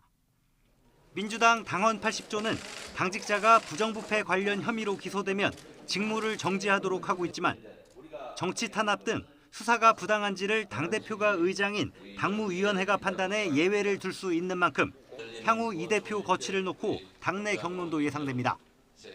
YTN 조성호입니다. 네, YTN이 실시한 여론조사 결과 윤석열 대통령의 국정 운영에 대해서 잘한다라는 긍정응답이 38.9%, 그리고 잘못한다는 부정응답이 54.2%인 것으로 나타났습니다. 정당 지지도는 국민의힘이 36.6%, 더불어민주당이 31.3%인 것으로 국민의힘이 오차 범위 밖에서 민주당에 앞섰습니다. 조은지 기자입니다. 윤석열 대통령이 대통령으로서 일을 잘하고 있다고 생각하는지 물었습니다. 잘하고 있다는 대답이 38.9%, 잘못하고 있다가 54.2%로 집계됐습니다. 매우 잘하고 있다는 평가는 13.8%, 매우 잘못하고 있다는 응답은 33.2%를 차지했습니다. 연령별로도 대부분 부정평가가 높았는데 60대 이상에서만 잘한다는 대답이 2배 이상 나왔습니다. 지역별로는 보수세가 강한 대구, 경북과 부산, 울산, 경남을 제외한 모든 권역에서 윤 대통령이 잘못한다는 대답이 많았습니다. 정당 지지도는 국민의힘 36.6%, 더불어민주당 31.3%, 정의당 4.5%였고 지지정당이 없다는 응답도 24.4%를 차지했습니다. 내년 총선 최대 승부처로 거론되는 수도권을 보면 서울에선 국민의힘 39.7%, 더불어민주당 32.6%, 경기 인천에서는 국민의힘 34.2%, 민주당 33.4%로 나타났습니다. 중도층에선 국민의힘 26.5%, 민주당 33.5%로 조사됐습니다. 이번 조사는 YTN이 엠브레인 퍼블릭에 의뢰해 지난 22일부터 이틀간 전국 유권자 2,002명을 상대로 구조화된 설문지를 통한 전화 면접 방식으로 진행됐습니다. 오차 범위는 95% 신뢰 수준의 플러스 마이너스 2.19%포인트고 전체 질문지 등 자세한 내용은 중앙선거 여론조사 심의위원회 홈페이지를 참조하면 됩니다. YTN 조은지입니다.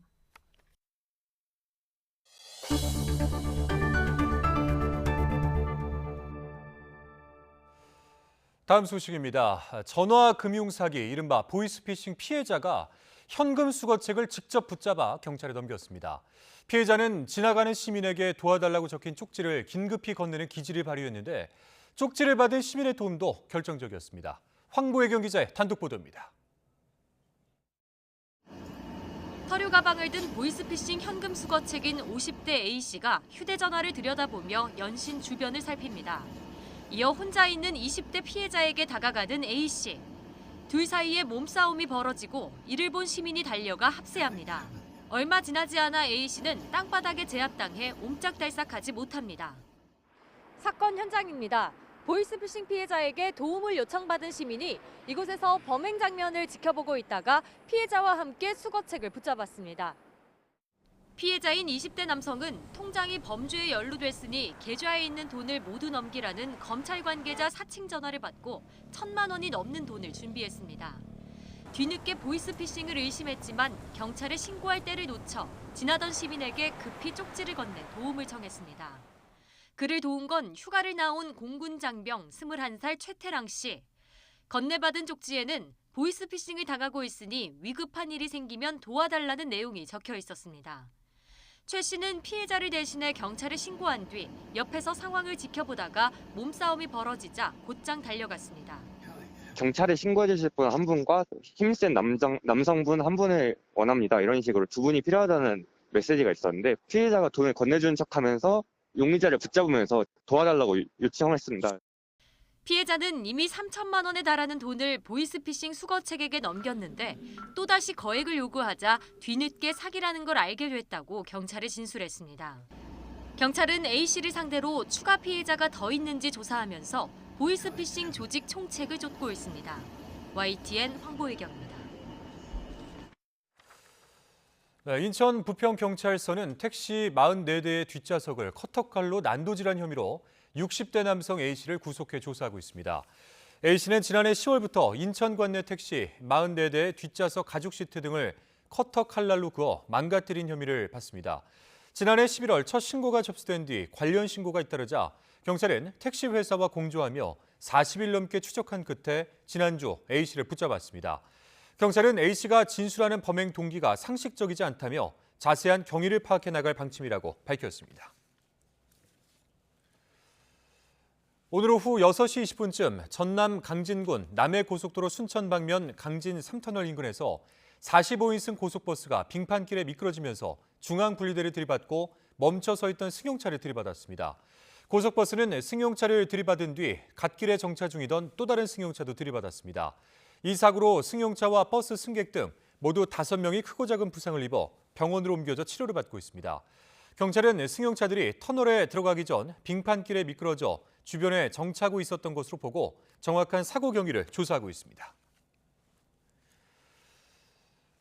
결혼한 지 석 달 된 지역농협 직원이 직장 내 괴롭힘을 호소하며 극단적 선택을 했습니다. 농협은 사내 조사를 벌여 문제가 없다고 결론 내렸는데 유족 측은 불공정한 조사라고 맞서면서 파장이 커지고 있습니다. 김민성 기자의 보도입니다. 전북의 한 지역 농협 창고입니다. 뒷유리가 깨진 검은색 승용차 한 대가 서 있습니다.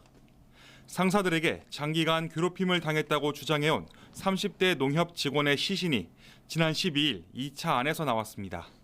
결혼한 지 석 달 된 새신랑이었습니다. 피해자는 근무지 바로 옆에서 숨진 채 발견됐습니다. 자기 업무와 관련된 정기 감사를 앞두고 있는 상황이었습니다. 의혹은 앞서 지난해 9월 피해자가 극단 선택을 암시하는 문자를 남기고 잠적하면서 수면 위로 드러났습니다. 주차 문제나 점심 메뉴, 결혼 시점 등 사소한 문제로 매일같이 인격 모독성 폭언을 일삼는다는 거였습니다. 농협은 직장 내 괴롭힘 사건 매뉴얼에 따라 피해자 부서를 다른 곳으로 옮겼지만 서로 마주치는 상황은 사실상 해소되지 않았습니다. 이런 불편한 일상은 유급 휴가 기간을 제외하고는 계속됐습니다. 이름 3글자만 봐도 치가 떨리고 사지가 떨리고 한다는데 그 사람들의 얼굴을 맨날 마주 보고 조롱당하고. 농협이 선임한 외부 노무사는 피해자 주장이 가해자 측 해명과 엇갈려 충분히 입증되지 않았다며 직장 내 괴롭힘이 아니라고 판단했습니다.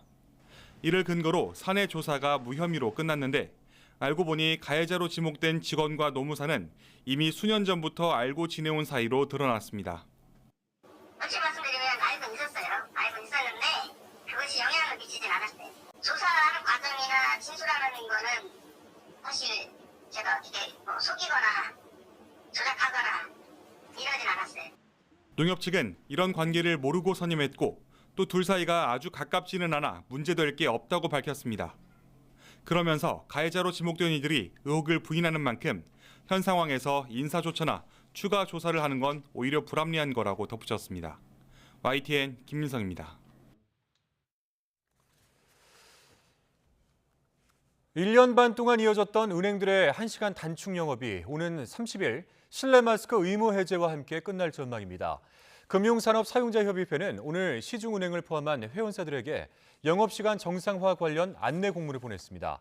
금융노사가 실내 마스크 착용 의무 해제까지 영업시간 1시간 단축을 유지하기로 합의한 만큼 30일 실내 마스크 의무가 해제되면 영업시간 단축 유지 합의도 해제된다는 내용입니다. 금융사용자 측은 외부 법률 자문을 거쳐 실내 마스크 의무가 해제된 뒤에도 반드시 노사 합의가 있어야만 영업시간 정상화가 가능한 것이 아니라는 해석을 얻은 것으로 전해졌습니다. 경찰이 서울시에서 수사를 의뢰받아 진보 성향 시민단체 촛불연대 수사에 착수했습니다. 서울경찰청 안보수사대는 국가보안법과 지방보조금법 위반 혐의로 촛불연대 관계자를 입건해 조사하고 있습니다. 앞서 서울시 감사위원회는 지난 3일 보조사업자로 등록된 촛불연대를 국가보안법 위반 혐의로 경찰에 수사 의뢰했습니다. 서울시 감사위는 이 단체가 보조금으로 발간한 중고생 운동사에 북한 활동을 찬양하고 선전하는 이적 표현물이 담겨 있다고 판단했습니다. 축산 농가에서 키우는 한우 도매 가격이 연일 하락하고 있지만 소비자들이 체감하기는 어려운 수준입니다. 비싼 한우가 팔리지 않는 동안 농가에서는 치솟는 사료값을 감당하기 어려워서 어린 소를 팔아 사료값을 충당하는 실정이라고 합니다. 윤혜리 기자의 보도입니다. 대형마트에 소고기 판매됩니다. 260g짜리 한우 등심 한 팩 가격은 28,000원. 같은 돈으로 미국산 소고기 1kg 4배가량을 살 수 있다 보니 한우는 뒷전입니다. 안 사 먹어요. 비싸갖고. 그러면 한우 안 사 먹고 어떤 거 주로 사 드세요? 미국산이나 호주산 이제 국내산 말고 그냥. 가끔씩 먹긴 하는데 자주는 못 먹죠. 비싸니까. 한우 말고 뭐라고 내 유구라고 그러나? 그런 거. 소비자들은 비싸서 쉽게 못 사 먹지만 한우 산지 가격은 연일 하락하고 있습니다. 축산품질평가원 통계를 보면 최근 6, 7개월 된 암송아지 경매 가격은 1년 전과 비교해 28%나 떨어졌습니다. 지난해 한우 사육 마리수가 늘었고 출하 물량도 평년 대비 20% 넘게 늘었기 때문입니다. 반면 소비자 가격은 요지부동입니다. 한우 가격은 1년 전과 비교해 크게 달라지지 않았습니다. 소비자들이 가격 하락을 체감하기 어려운 이유입니다. 이렇게 산지 가격과 소비자 가격이 차이가 나는 건 중간 유통 과정을 거치면서 도축비와 인건비, 물류비 등이 붙기 때문입니다. 또 통상 도매 가격이 소비자 가격에 반영되기까진 3주 이상 시간이 걸리기도 합니다. 하지만 축산 농가의 속은 타들어만 갑니다. 생산비는 치솟고 도매 가격은 급락하는데 소비자들이 체감하는 가격 하락은 미미하다 보니 한우가 시장에서 잘 팔리지 않기 때문입니다. 소를 팔아서 사료 가격을 내면은 남는 게 하나도 없고 지금 남아있는 소들을 유지하려면은 또 일정 부분에 가면은 또 소를 팔아서 또 사료값을 내고 그러다 보니까 사료를 먹고 크는 게 아니라 소가 소를 먹고 큰다. 전국 한우협회는 한우 소비를 늘리기 위해 대규모 할인 행사를 열 계획입니다. 정부를 향해서는 사료값 인상 차익 보전과 송아지 가격이 일정 수준 이하로 떨어질 경우 보전금을 지급하는 송아지 생산가격 안정제 등 적극적인 지원 대책을 요구하고 있습니다. YTN 윤혜리입니다. 독일 정부가 주력 전투 전차인 레오파드 2를 우크라이나에 지원키로 했습니다. 또한 다른 협력국들이 보유한 같은 기종 탱크를 우크라이나에 재수출하는 것도 승인키로 했습니다. 독일 정부는 현지 시간 25일 성명을 내고 이런 방침을 발표했습니다. 목표는 우크라이나가 레오파드 2 탱크로 2개 대대를 조속히 구성하는 것이고 그 첫걸음으로 독일은 자국군이 보유한 레오파드 2 탱크 14대를 제공할 것이라고 밝혔습니다.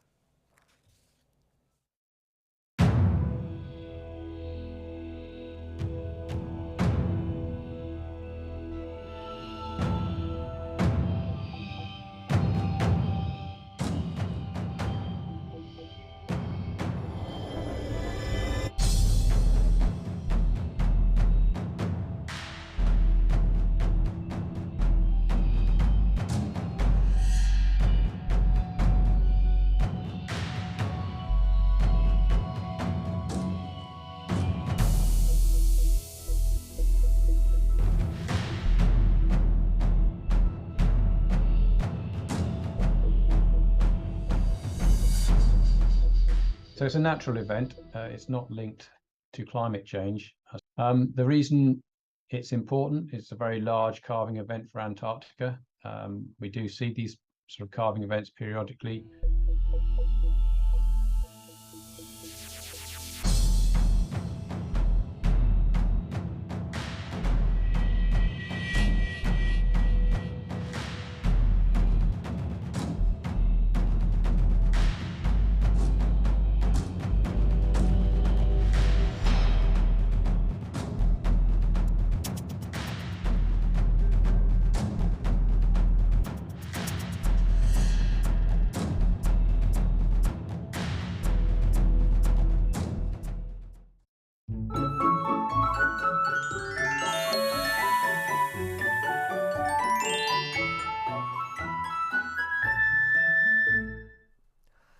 내일은 강력했던 한파가 잠시 주춤하겠습니다. 서울 아침 기온이 영하 7도로 오늘보다 10도가량 높아지겠고 낮 기온도 0도로 오늘보다 5도가량 높을 것으로 보이는데요. 그래도 예년보다는 춥습니다. 보온에는 계속 신경 써주시기 바랍니다. 한파는 쉬어가지만 대신 많은 눈이 쏟아집니다. 저녁까지는 중서부 지방을 중심으로 내일 밤 사이에는 남부 지방을 중심으로 눈이 내릴 것으로 보이는데요.